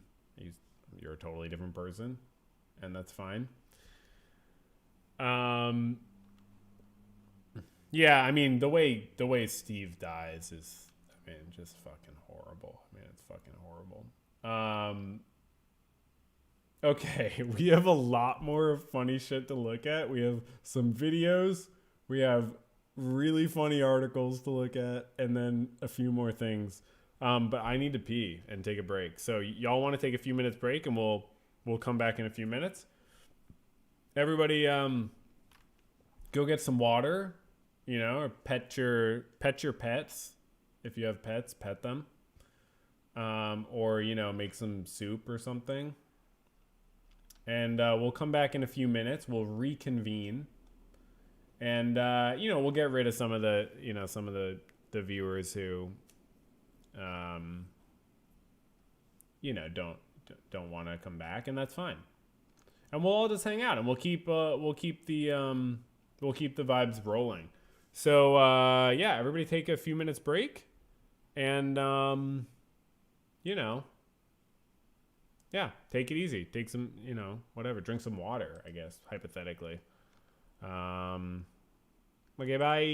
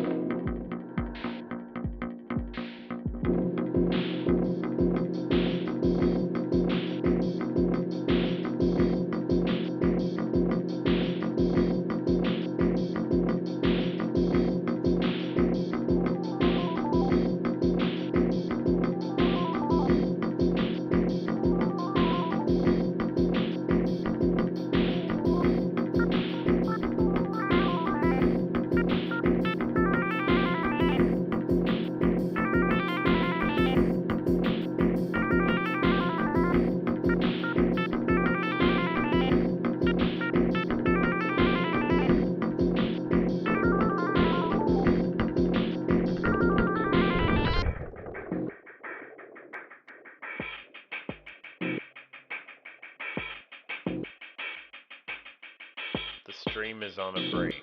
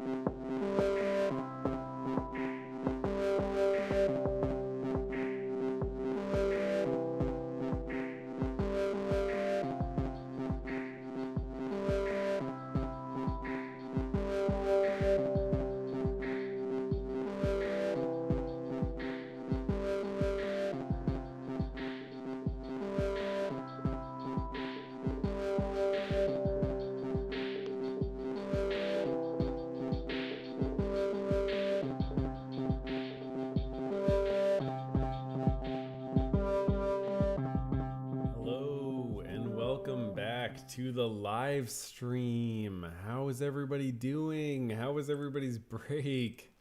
How are we doing? Are we feeling like this? Or are we feeling like, I don't know. There's not a good expression here. I don't know. Never mind. They're all bad. How are we doing? How's life? I just wanted to get rid of a bunch of the viewers. I didn't really have to go to the bathroom. I just wanted to get rid of a bunch of the viewers. So I'll do that sometimes. So, you know.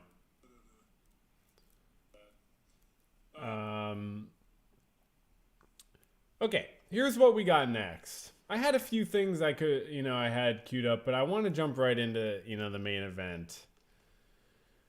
I did get a refill of beer.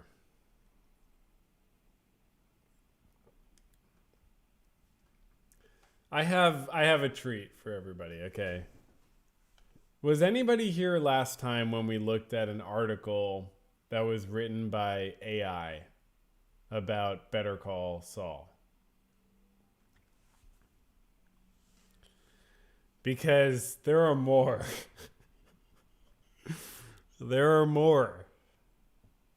And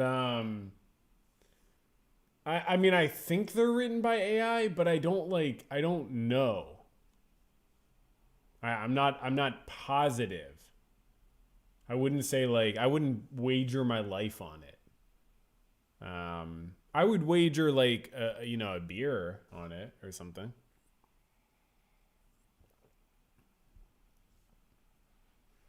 I did watch El Camino, yes. And can I ask a question before we get into the AI article? Why was there no... This is going to sound like a stupid question. I know this is going to sound like a fucking casual type of question. The type of question only a casual could ask. But, why was there no Skyler and Walt Jr. / Flynn, in El Camino? And why did they choose to make a movie extension directly extending from the plot of Breaking Bad that didn't include like most of the characters. It just doesn't, it strikes me as weird. I liked it. I enjoyed it. I was really into it because Jesse's plot was totally not done. Like the end of Breaking Bad, like Jesse's plot is like, I'm not satisfied with that shot with him in the car, emotional about not killing Walter. That's not an ending for Jesse. No. So it's like, that was really good. I liked that a lot about El Camino. Like that was, it was beautiful. I loved it. But I did wonder, like, all I'm trying to say is I'm also not happy with where the plot left Skyler and Walt Jr. / Flynn.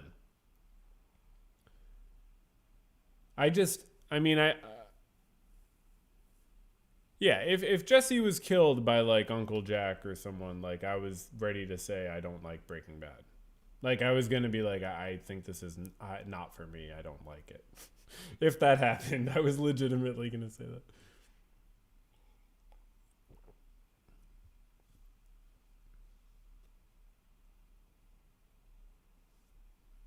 But like, are you all satisfied with where it left off Skyler? And like, are we supposed to just be like, okay, well, they're gonna have to deal with that? Like, I don't know. I guess I feel like I have a lot of questions. There's not enough overlap. You're right. There's not any overlap, actually. And it would be totally forced to try and make it.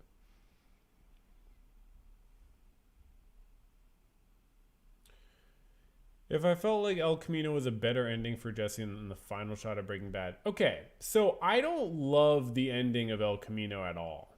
I think the ending is a little, like, cliche.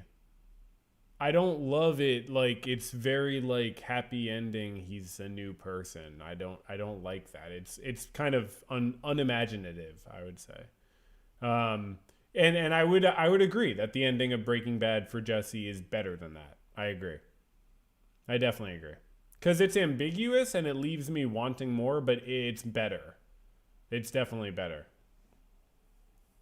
I can definitely see people who just full on love it and don't even relate to what I'm saying at all. Skyler got away with it. Skyler was tortured. I don't know what she got away with.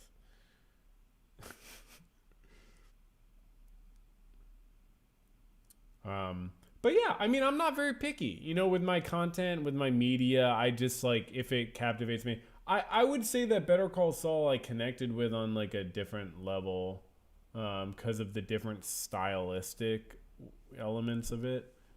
It sort of just like clicked with me. Did Walt redeem himself? Was he supposed to have redeemed himself? Okay, well, that brings us to the AI article, which is called The Decision Not to Kill: Why Walter White Chose Mercy Over Murder. And this is from Mexico. You can't see it on screen. Hold on, let me wait. This is the name of the website. Oh, fuck. It's Mexicali Blue. It's Mexicali Blue, okay? You can't see it, but... And then see here? The author is Laura. It's the same author as the other article we looked at. So, do you want to read the article, The Decision Not to Kill: Why Walter White Chose Mercy Over Murder? Because it seems, and the only tag is nachos. The only tag is nachos.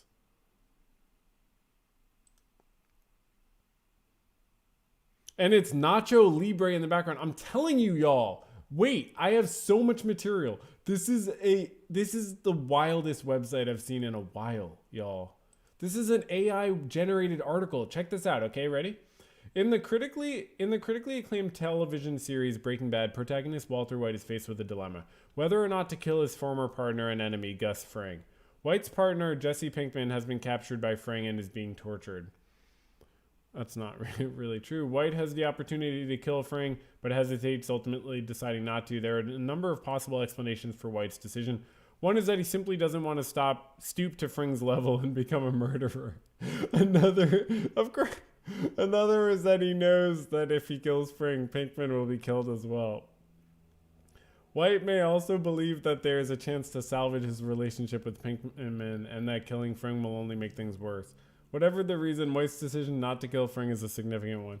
It shows that he is still capable. He did kill Frank. It shows that he is still capable of compassion and mercy, even towards his enemies. What? It's just such an interesting phenomenon, y'all.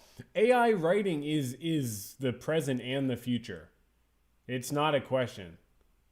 Many articles you read online are written by AIs and will be. Like, it's not that hard for writing to... See how close this is to being reasonable?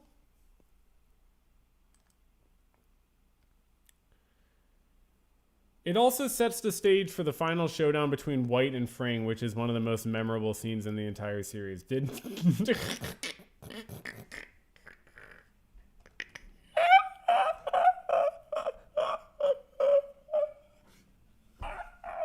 Yo, I'm telling you, a human could not come up with this. A human literally could not come up with this. I said this last time. Okay.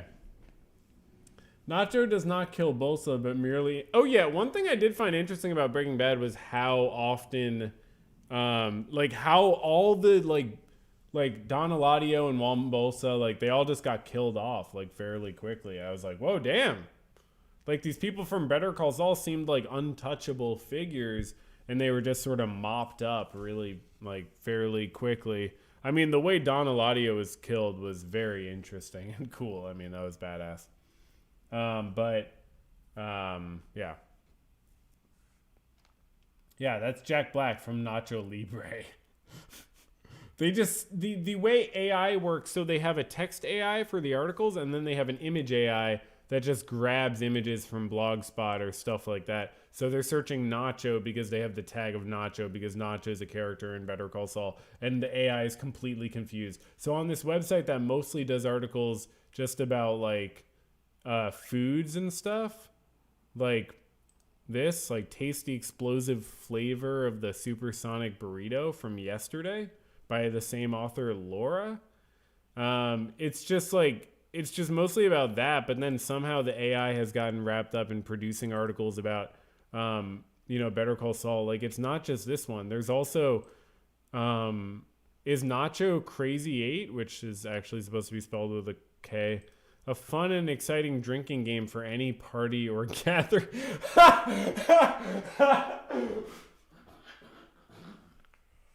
What? Literally, what? What? So now it's confused with Crazy Eights being a card game. Okay. Okay, so, and then there's this other one. Oh, no, this is their contact page. So look at their contact page. It says, hi, if you wish to get in touch with us, you can reach us via, and don't even try reaching out to this. Please be concise as we do get a lot of emails. Somehow I don't believe that because I actually tried reaching out to them. And I was asking just about if they were written by AI, and it didn't go through. And then I realized that the website name was spelled wrong on their own website. Their email address has the website name spelled differently than the actual website because it's spelled Mexicali. It's Mexicali. See, Mexicali Blue. But then they have their email listed as Maxicali Blue. And so it didn't respond. So I changed it to Mexicali Blue and I sent the same email and that didn't get delivered either. So they're both not actual emails. So that, take that as you will. Then they have this article, Breaking Bad, the smartest drug lord, from just recently. And it says, what's weird about it is it says December 16th, 2022. And then it says November 3rd. I'm sorry, I clicked Laura. And then it says November 3rd, 2022. And the other one had that too, where it says December 16th, and then it says November 10th. And then this one probably also had it. Yo, was that someone on Patreon? Hell yeah. This one says December 12th and then November 14th. So that's very interesting, and I don't know why an article would have two dates like that. Breaking Bad, how Gus knew that Nacho had poisoned Hector. In the television series Breaking Bad, there is a scene in which Gustavo Fring poisons Hector Salamanca. This event takes place in the 4th season and is significant because it is one of the key turning points in the show. So how did Gus know that Nacho had poisoned Hector? Why does this exist? There are a few theories. One possibility is that Gus had already suspected Nacho of being a mole for the cartel, and so he was already monitoring him closely. When Nacho switched Hector's medication, Gus may have been alerted and decided to take action. Another theory is that Gus had cameras and listening devices planted all over his restaurant, Los Pollos Hermanos. Okay, so it makes a lot of sense for a while.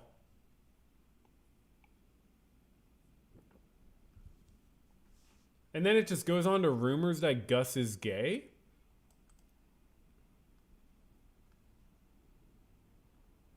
These are just like nonsense. The sentences don't connect to each other. Like, it's just like next level stuff that AI can't do. Yeah, it exists for ad revenue.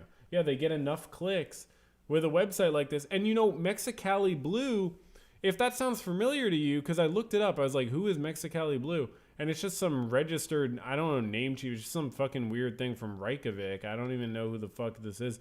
But Mexicali Blues is an actual thing. Mexicali Blues. Like, Mexicali Blues is like a famous brand. So they're just like using the same name. Mexicali. Sorry, I can't get the logo to show up because it's like too high up on the page. But it's Mexicali Blue, just like, you know, the URL has a hyphen in it.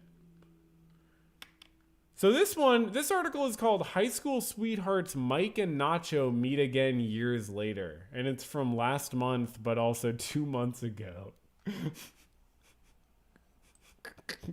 Does Gustavo Fring is gay?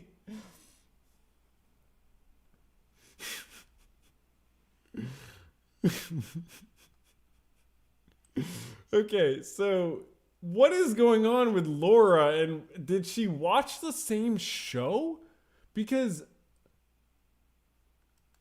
when high school sweethearts Mike and Nacho meet again years later, they will have to decide if their past is worth a second chance. Mike and Nacho met in their senior year of high school and dated for a year before going their separate ways. Nacho went to college and Mike joined the military. The chance encounter at a mutual friend's wedding brings them back together. After catching up, they realize that they still have feelings for each other. They will have to decide if their past is worth a second chance. Michael Mando, who plays... Like, it has all the details! Michael Mando, who plays Nacho Varga on Better Call Saul, discusses why he believes he and Mike Ehrmantraut share a kinship. The actor claims that there is a shared honor between the two thieves. Varga's betrayal of Lalo Salamanca has resulted in a reward being placed on his head. Better Call Saul, a prequel to Breaking Bad, is vastly superior to its main predecessor. What?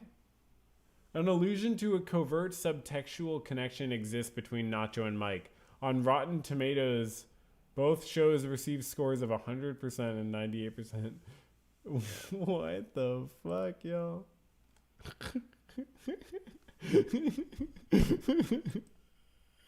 It's true that Mike and Nacho have a love and respect relationship. That is true. In that last moment, as the stakes rise, Nacho takes matters into his own hands and overcomes the relationship with ease. What the fuck does that mean? In his final speech, he assures us that he's done his job and that his father is safe. I mean, that's not exactly true. The strange thing is that Mike sighs quietly as if he wants to say something. Why did Nacho shoot Bolsa? What? Mike's motive, which is the most likely explanation, is to swing Nacho around. As he walks into the Viper's nest surrounded by armed criminals who want him dead, he is unable to escape. I believe this is AI written, yes. This is Mexicali-blues.com. Here, check it out. Mexicaliblue.com. I believe it is all AI written, and it is writing articles about Better Call Saul by accident. It wasn't until Mike told Gus what he had been told that he truly knew. As he was aware, trackers had caused problems in the past between Nacho and Mike. Because he had the power to threaten Nacho and obtain the information himself, as evidenced by his hint to Mike that he had broken up Nacho's, he would have to answer honestly, which would turn Mike into a liar. No, that does not make any motherfucking sense. What the fuck? This is not the picture you would use for your article.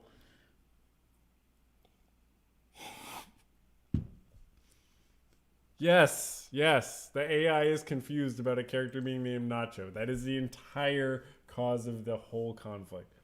This is from DeviantArt, and their AI just stole it. This is someone's fucking fan art, y'all.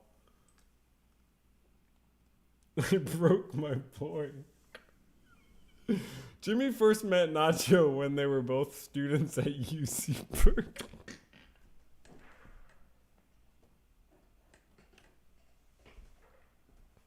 It's so specific. It's so specific.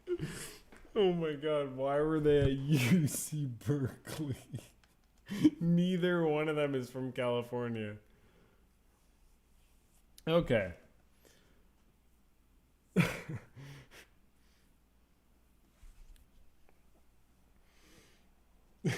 my god. They bonded over their shared love of Mexican food and music and have been friends ever since. This is such good comedy, y'all. This is like peak comedy. Is Nacho Varga a good guy? I mean, I would answer yeah, he's cool. I like him.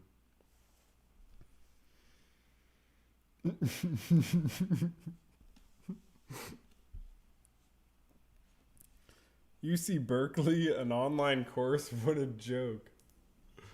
Oh my god. Do I think Gus preaches family to Walt and those toys when he invited him? Wait, what? What do I think of Gus preaching of family to Walt?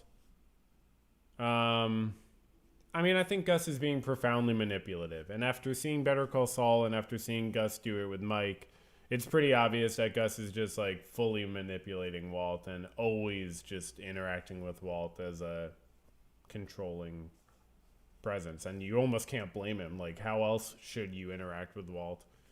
I mean, I don't know.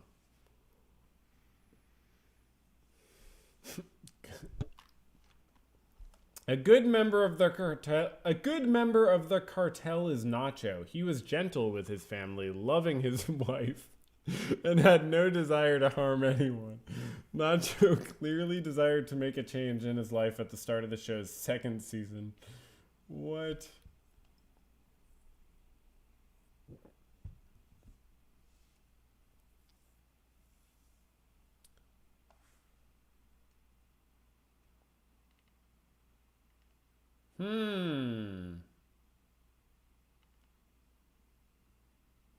One day, while out on a walk, Mike met a vet. They chatted for a while, and the vet told Mike all about his work. Mike was interested in what the vet did and asked lots of questions. Is this actually what happened? How did Mike meet the vet? I'm trying to actually remember. How did Mike meet the vet? That's actually not... I'm not aware of that. Yeah, Lus. You're right, that is a Lalo Gus fusion. Fuck.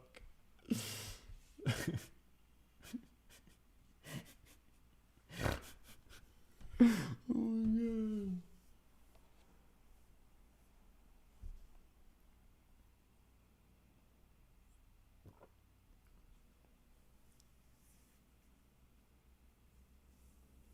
Okay.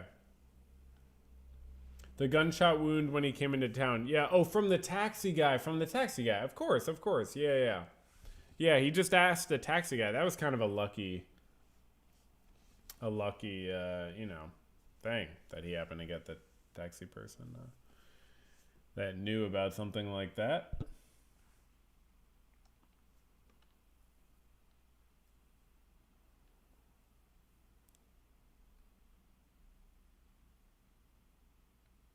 Why does it mention The Walking Dead? And then what are these numbers? They're supposed to be the years. In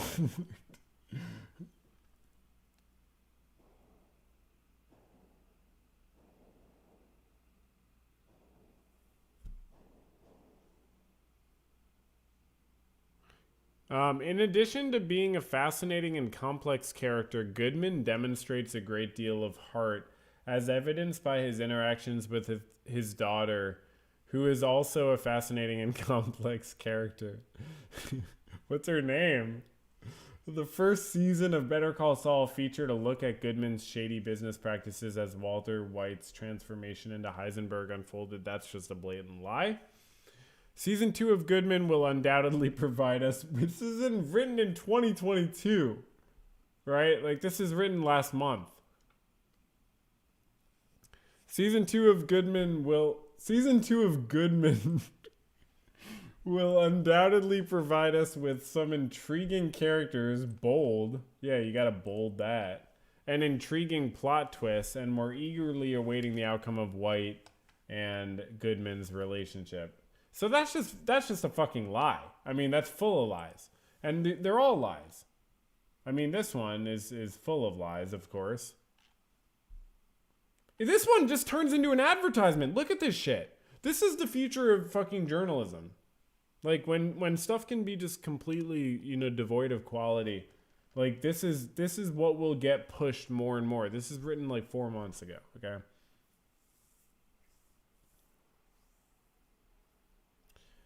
How Gus knew that Nacho had poisoned Hector. So this is like, I mean, this is a ridiculous premise for an article in general, right? Because the way Gus knew that Nacho had poisoned Hector was like by looking at his face after Hector was loaded into the ambulance, correct? I mean, that's how Gus knew.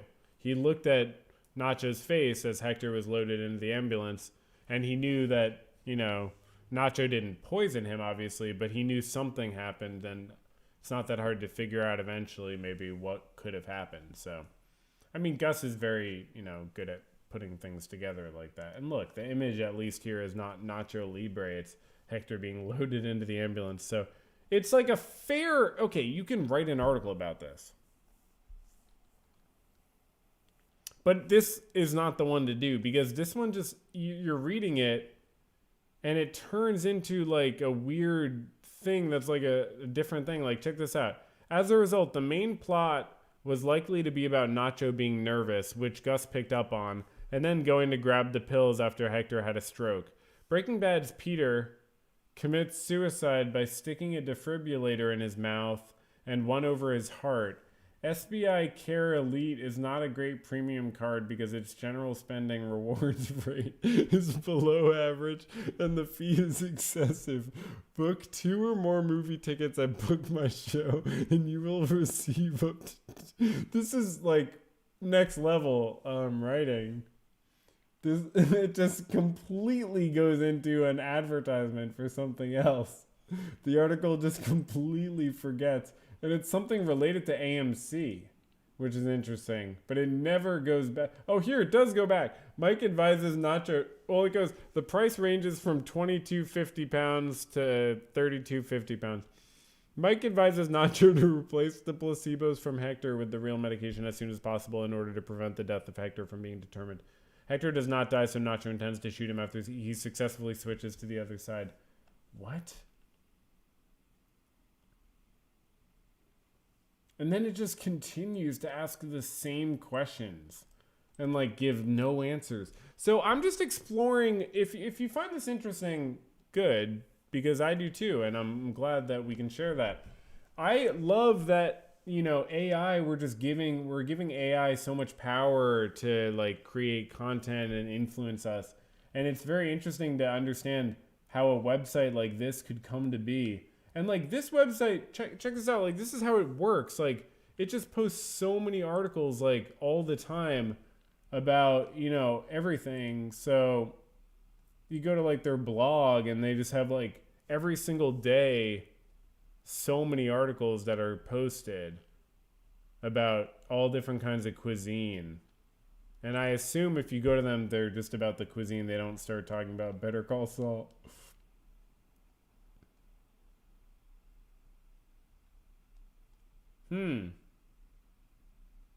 I don't know. I don't know enough to know when this will be bullshit. But it's definitely just repeating itself a lot of times, and it's probably machine learning generated. Mexican jumping beans for sale are an exciting and unique way to add some fun to any gathering. This incredible natural phenomenon has recently been listed as endangered due to an incredible natural phenomenon. So I'm going to be doing more content about AI art. So I hope people find it very interesting.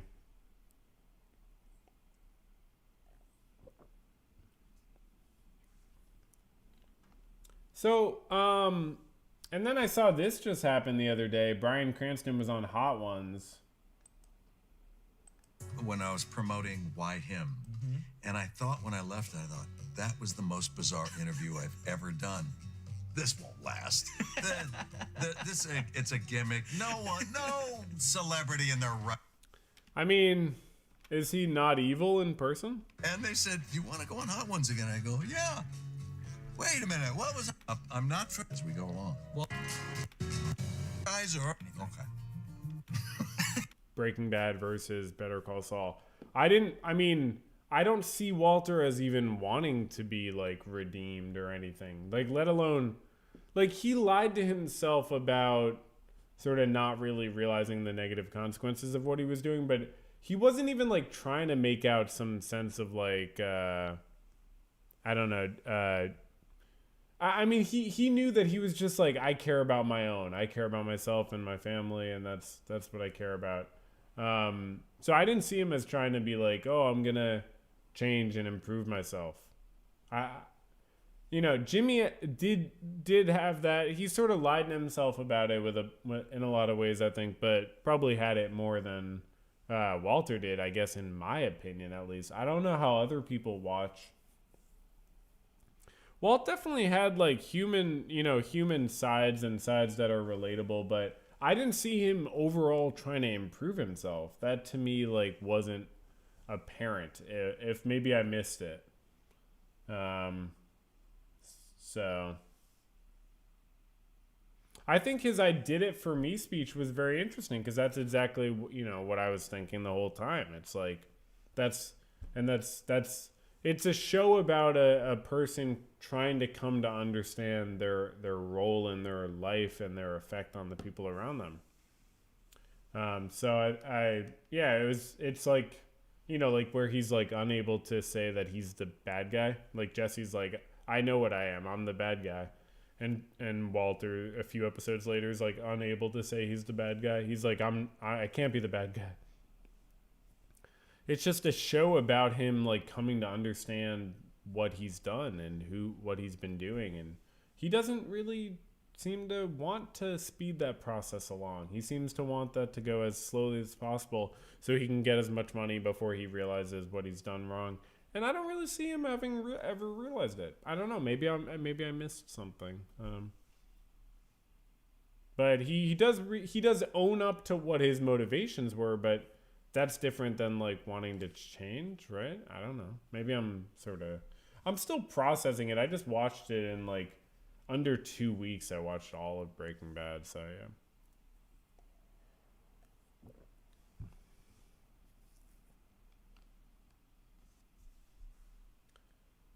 But and as long as an audience sees every week like silent, that's cool.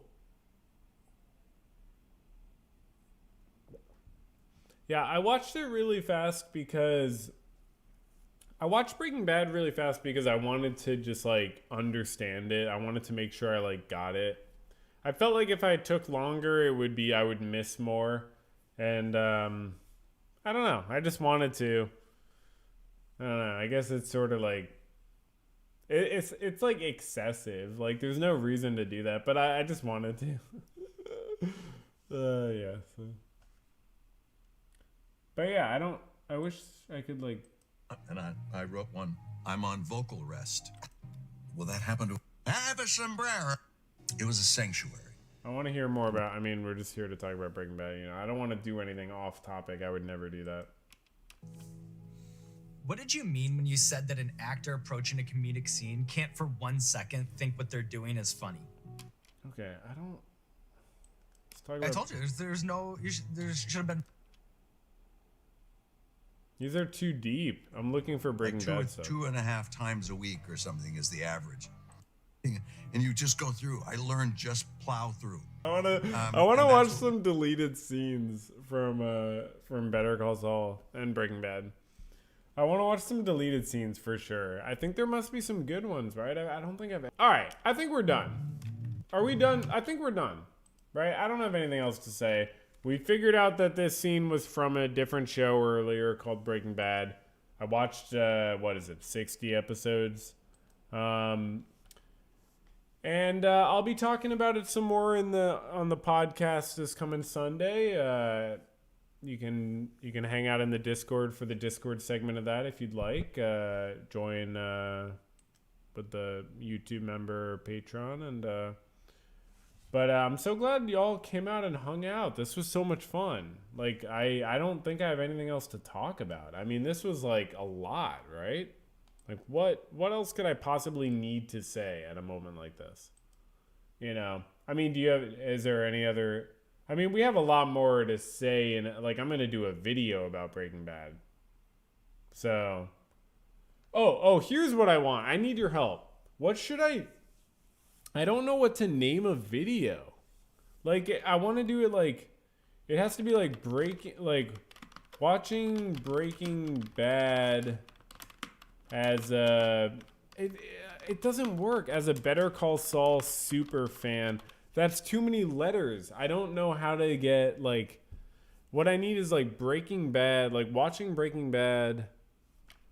I might just do like, I don't think I can find a way to make it fit. It's too many letters in Breaking Bad and Better Call Saul. You can't get a good YouTube video title that has both of them incorporated in the same title. It's just going to be too long. Maybe I could just do watching Breaking Bad as a Better Call Saul fan. That would probably fit. Is that good? That might be too long. That might be too long. So I watched BCS before Breaking Bad. Oh, but see, I have to do BCS. Do you think that's good? I don't know. I think that's a creative. Is that too much of a sacrifice? I don't know. That's what I'm trying to, understand. Like, I feel like BCS.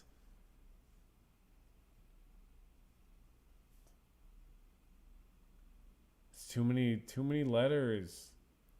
BCS. Okay, we're getting some BCS. It's hard, They don't teach you this in school. They don't teach you this. Trust me. I tried to learn this. Every day I was asking my teachers in middle school, high school, college, my master's program. It's like, how do I title YouTube videos? And they were like, that's not something we cover here. And I was like, that actually doesn't make sense. Actually, and I pulled out the Constitution, actually. Ask ChatGPT. I was going to do a live stream on my Twitch where we did ChatGPT. But then I realized you have to like put in your phone number. It's like for anything nowadays, they want your fucking phone number. No. Oh, that link didn't work. It's like, I don't want to give you my phone number. So I was just like, no.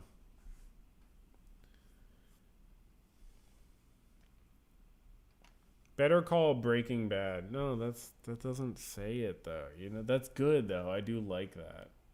Enthusiast of the popular show known as Better Call Saul finally watches its predecessor Breaking Bad, which is unusual since Breaking Bad came out before. God fucking damn it. Oh, okay, Laura, that's kind of a contender actually. I watched Breaking Bad after Better Call Saul. That's actually, I'm going to copy and paste that. Not going to lie.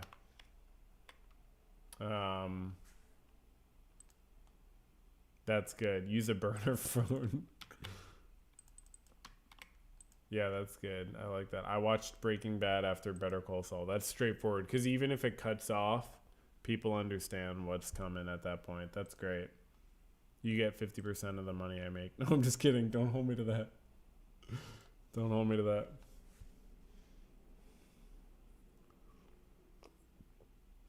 I don't make that much. So I did. I watched Breaking Bad. Some people wanted me to, and I did do it for myself. I didn't do it for anybody else. And now I can finally watch this, episode 2 of this, which came out almost 2 weeks ago.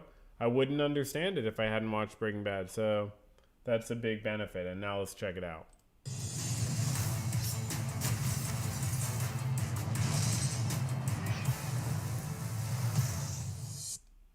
Previously on Breaking Kitchen. Young people bring a lot more to the table than a lot of older We got a lot more energy. So sad. Oh my god, that's so funny. Bring a lot more to the table than a lot of older We got a lot more energy. So set in their ways. Exactly. I smell lies. I cut their tongues out!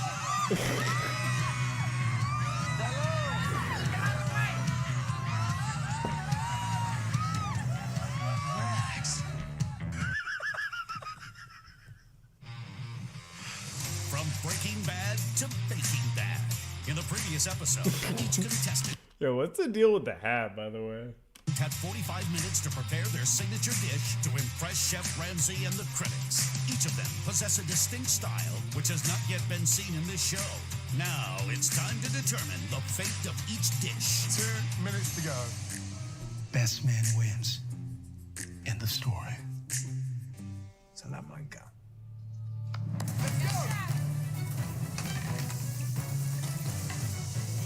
Someone in the chat, I don't know if Walt is even an anti-hero. It's funny, I had this other article pulled up called Why is the Golden Age of TV So Dark? And it's about anti-heroes. And I didn't want to read it because I realized it has spoilers for shows I want to watch. But it did raise some interesting questions about, like, what is an anti-hero? I mean, I didn't even really, like,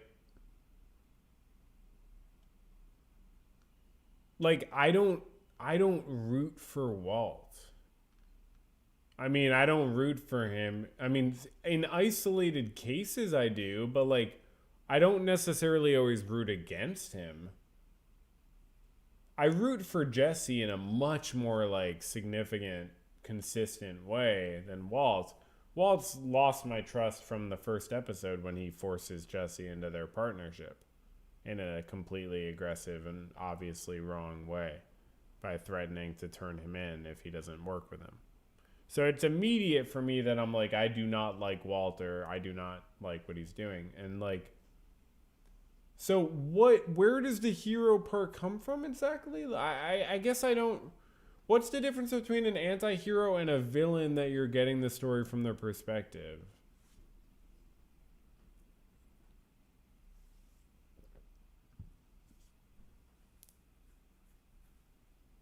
I mean, Heisenberg literally wears a fedora, and don't get me wrong, some people pull it off, but you know, I don't know. I don't know if he does. I was looking at like the dictionary definition and like the Wikipedia of like anti-hero, and I was like, I don't necessarily understand what this means to people. I did it for my family. Yeah, I guess that's what it is, yeah. I'm a hero to myself. Don't let me get me. Leave me alone. Leave me alone. What's that? Leave me alone. Leave me alone. Oh, nice. Someone following on Twitch.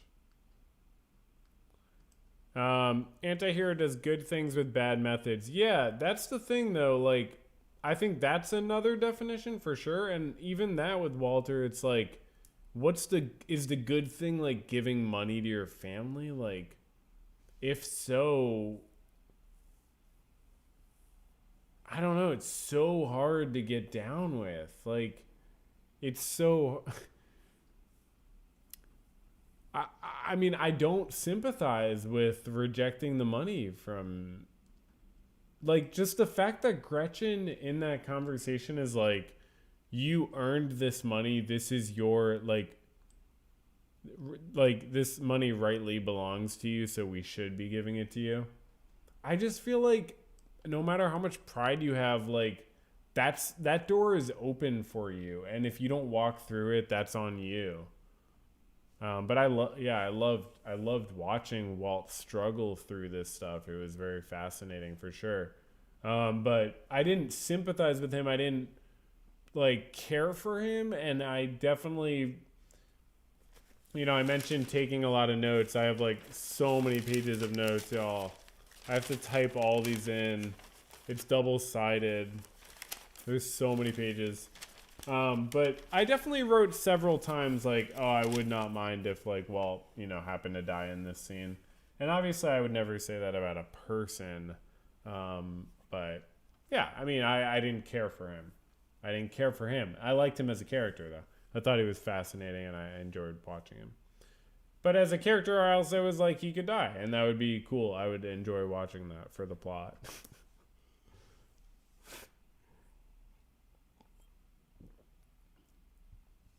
A lot of good conversation in the chat. A lot of very good conversation. Let's keep watching.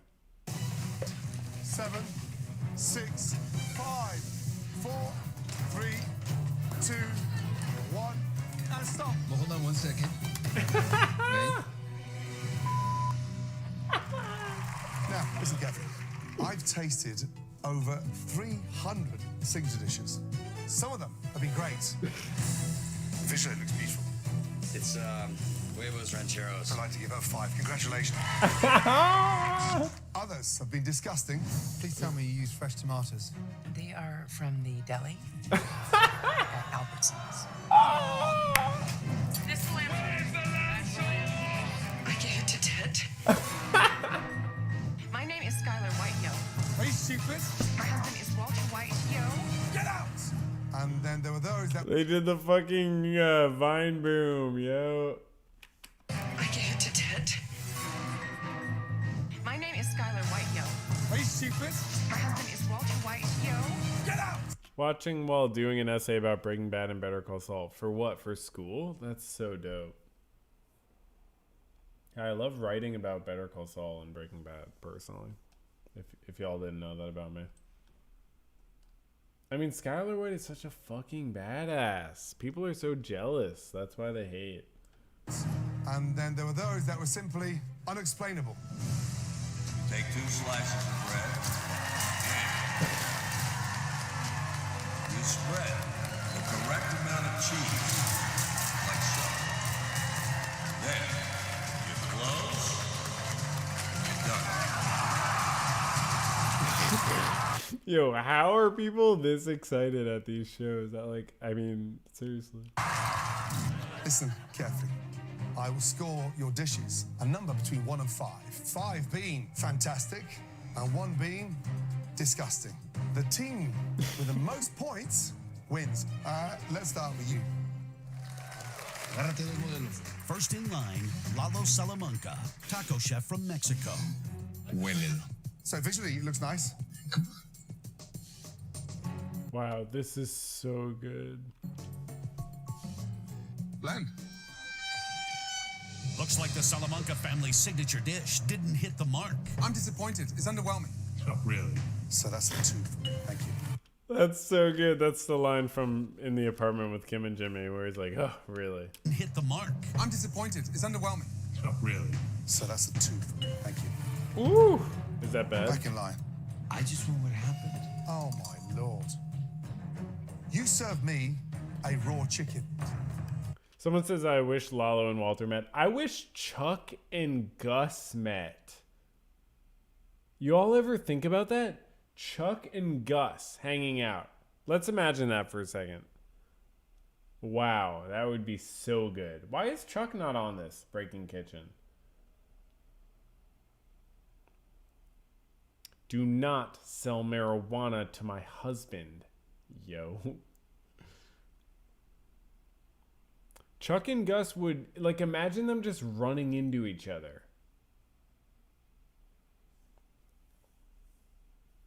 Why are so many people so mean to the actress who played Skyler White? Yeah, I recently heard about that. Misogyny. People are very insecure, so they feel the need to act superior, so they target someone and don't understand how acting works, apparently.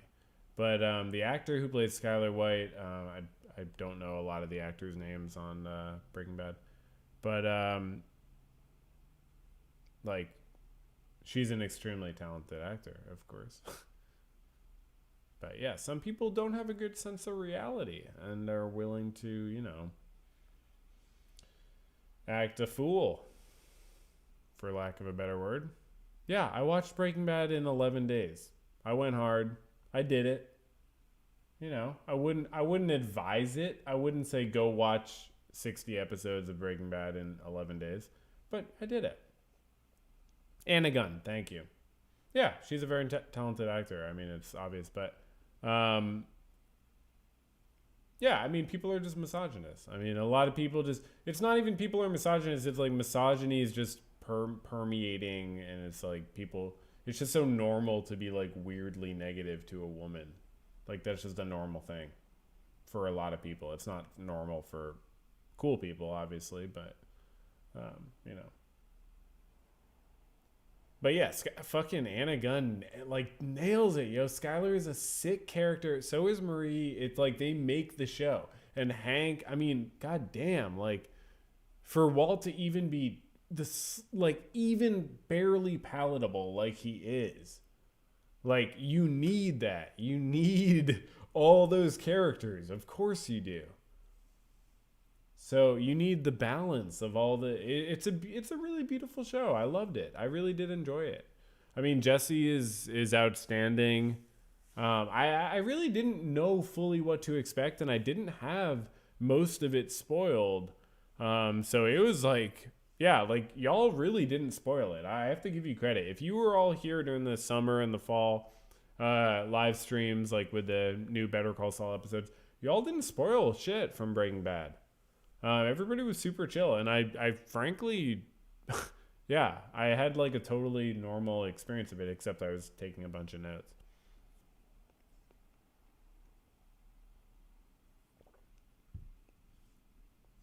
I don't think people being mean to actors is actually that common. Yeah, that's why it's especially fucked up, and people should feel ashamed of themselves if they were a part of that. But, you know, then they should grow and, you know, move on. But Marie is so funny. Yo, I'm going to have so much to say, okay? I'm coming close to the end here. I have so much notes. I'm going to type them all up. I'm going to categorize them. I'm going to come up with what I want, you know, the first video to be. We're going to release it. We're going to talk about it. It's going to be very interesting. There's a lot to say. Meanwhile, I'm glad we could enjoy a lot of other interesting things tonight. You know, just like a lot to talk about.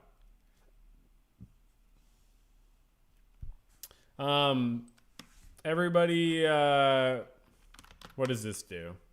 Is that a thing? Is that a command? Oh, my take on Marie stealing stuff? I mean, she, wait, what are the commands? Oh yeah, nice. Those are the links. So check out the, oh no, that's not even the Twitch. Is the Twitch a link? Everybody go subscribe to the Twitch. I'm going to stream there a little bit sooner.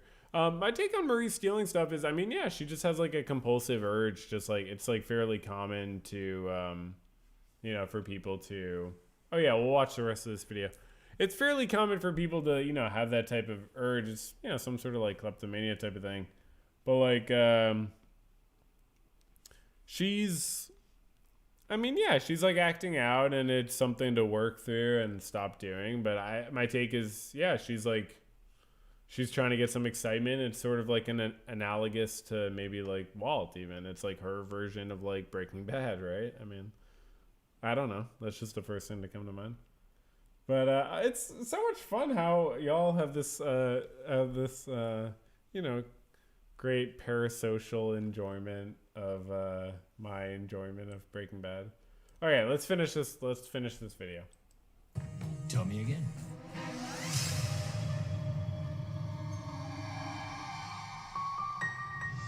I've decided. Did you? So It's a definite 4. Definitely a 5. Good job. Nice! Like it? As always, stay tuned for the next episode of Breaking. Oh man, that's really good. All right, I'll share that in the chat. Everyone, go follow them.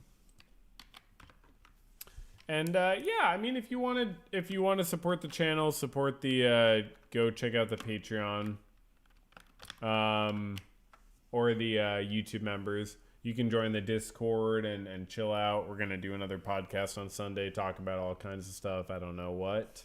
It's just a chill podcast with no purpose.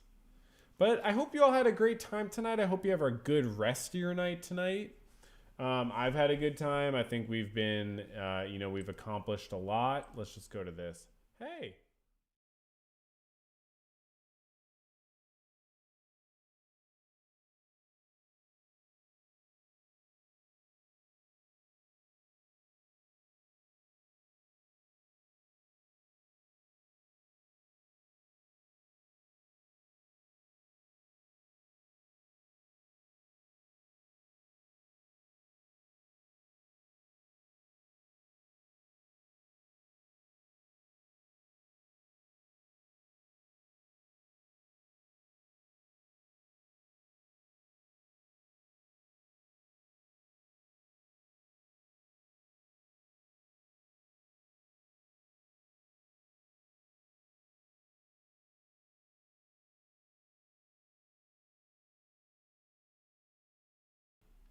That's funny. Okay. Wow. Okay. Well, yeah, sorry about that. I guess that's just how that works. I mean, Streamlabs sometimes just like works slightly differently and you just have to like get the hang of it. So that's how that works. But sound should be back on. And yeah, you didn't miss anything. Basically, all I'm saying is this has been a pleasure, and I can't rate anyone because this is YouTube, and it's like not a good streaming platform. But okay, y'all can hear me now, right? There's like a 20-second delay with the latency, so that's yeah, that's always fun. Anyway. This has been a pleasure. I don't think I have any other good points to make. If anyone has any pressing queries, you can say them now. I don't think we... let's just remember rice and beans, you know. And the ends don't justify the means. Oh shit, that rhymes! Oh. Fuck. Rice and beans. The ends don't justify the means. Rice and beans. The ends don't justify the means. Just raid your own video essay playlist. I don't know how to do that right now. That's a good idea. There's so much that I have to talk about with Breaking Bad. I know we've talked for like 2.5 hours right now, but there's so much more to talk about. And, like I have a lot more to say. So I hope you'll look forward to the video that eventually will come out, probably in like a month if I'm lucky. But yeah, there's a lot more to say. Feel free to, and keep watching the vids. Check out the other ones if you haven't checked out the non-Better Call Saul, almost said non-Breaking Bad. I don't have any Breaking Bad videos. But yeah, check out the other videos too. I loved the therapist social worker guy that Jesse's group meets with, and it was also very funny meeting Dave after hearing about him for so long. Meeting Marie's therapist Dave, they were both like mostly good. I would say definitely the social worker that Jesse's group meets with, he was good. I mean, I'd say he was good.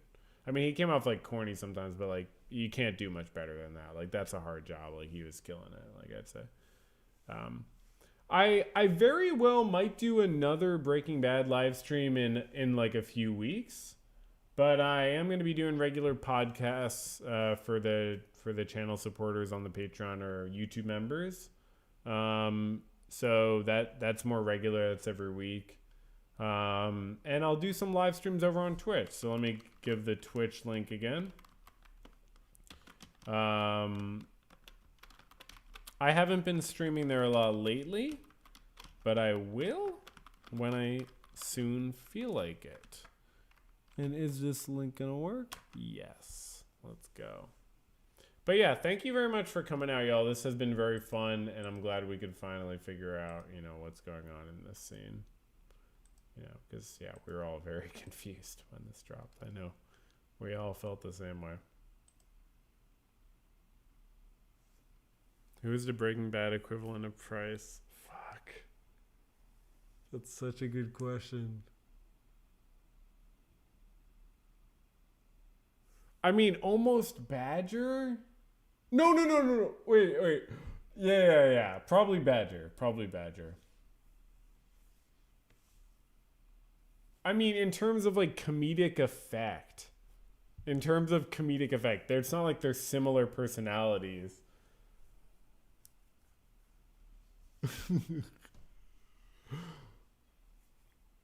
I was gonna say the guy at the parties that Jesse has where there's that one guy who's like ranting about different things. What does he talk about? He's like ranting about he's like talking to his friend, he's just ranting about and then his friend ends up stealing Jesse's money. But this like one guy's like just talking about fuck, I don't even remember. It's like some fucking conspiracy shit or some shit. Badger's Star Trek script was ridiculous. Leave me alone. That was absurd. It was so good. It's like, Badger, what the? This is ridiculous, dude. Why do you have this in your back pocket?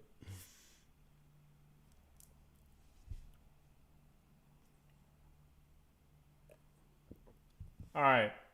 Thanks for coming out, everybody. Keep it real. You know, be well. All the best to your, you know, to you and yourself. And yeah, I don't really have anything else to say. This is probably the end. Everybody say goodbye to each other.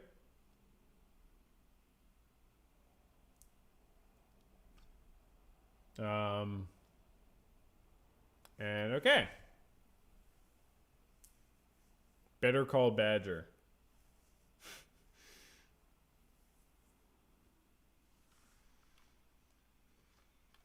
Yeah. Keep on hanging out and checking out the stuff we got here on the YouTube. Check out the Twitch if you like, and check out the side channel. If you didn't check out the side channel, we got some extra stuff there. You know, you might be interested in it if you're, you know, bored. But yeah, bye y'all. It's been a pleasure, and I'm so glad this was so much fun. I had a great time, and I'm definitely gonna do another live stream soon. I'll just get a bunch of things ready that I want to say, and because I like to have some things that I want to talk about, even though we could just, you know, shoot the shit. Better to have a few things to talk about, for sure. So yeah, ding, ding, ding. Bye, everybody. Have a good time and all the best.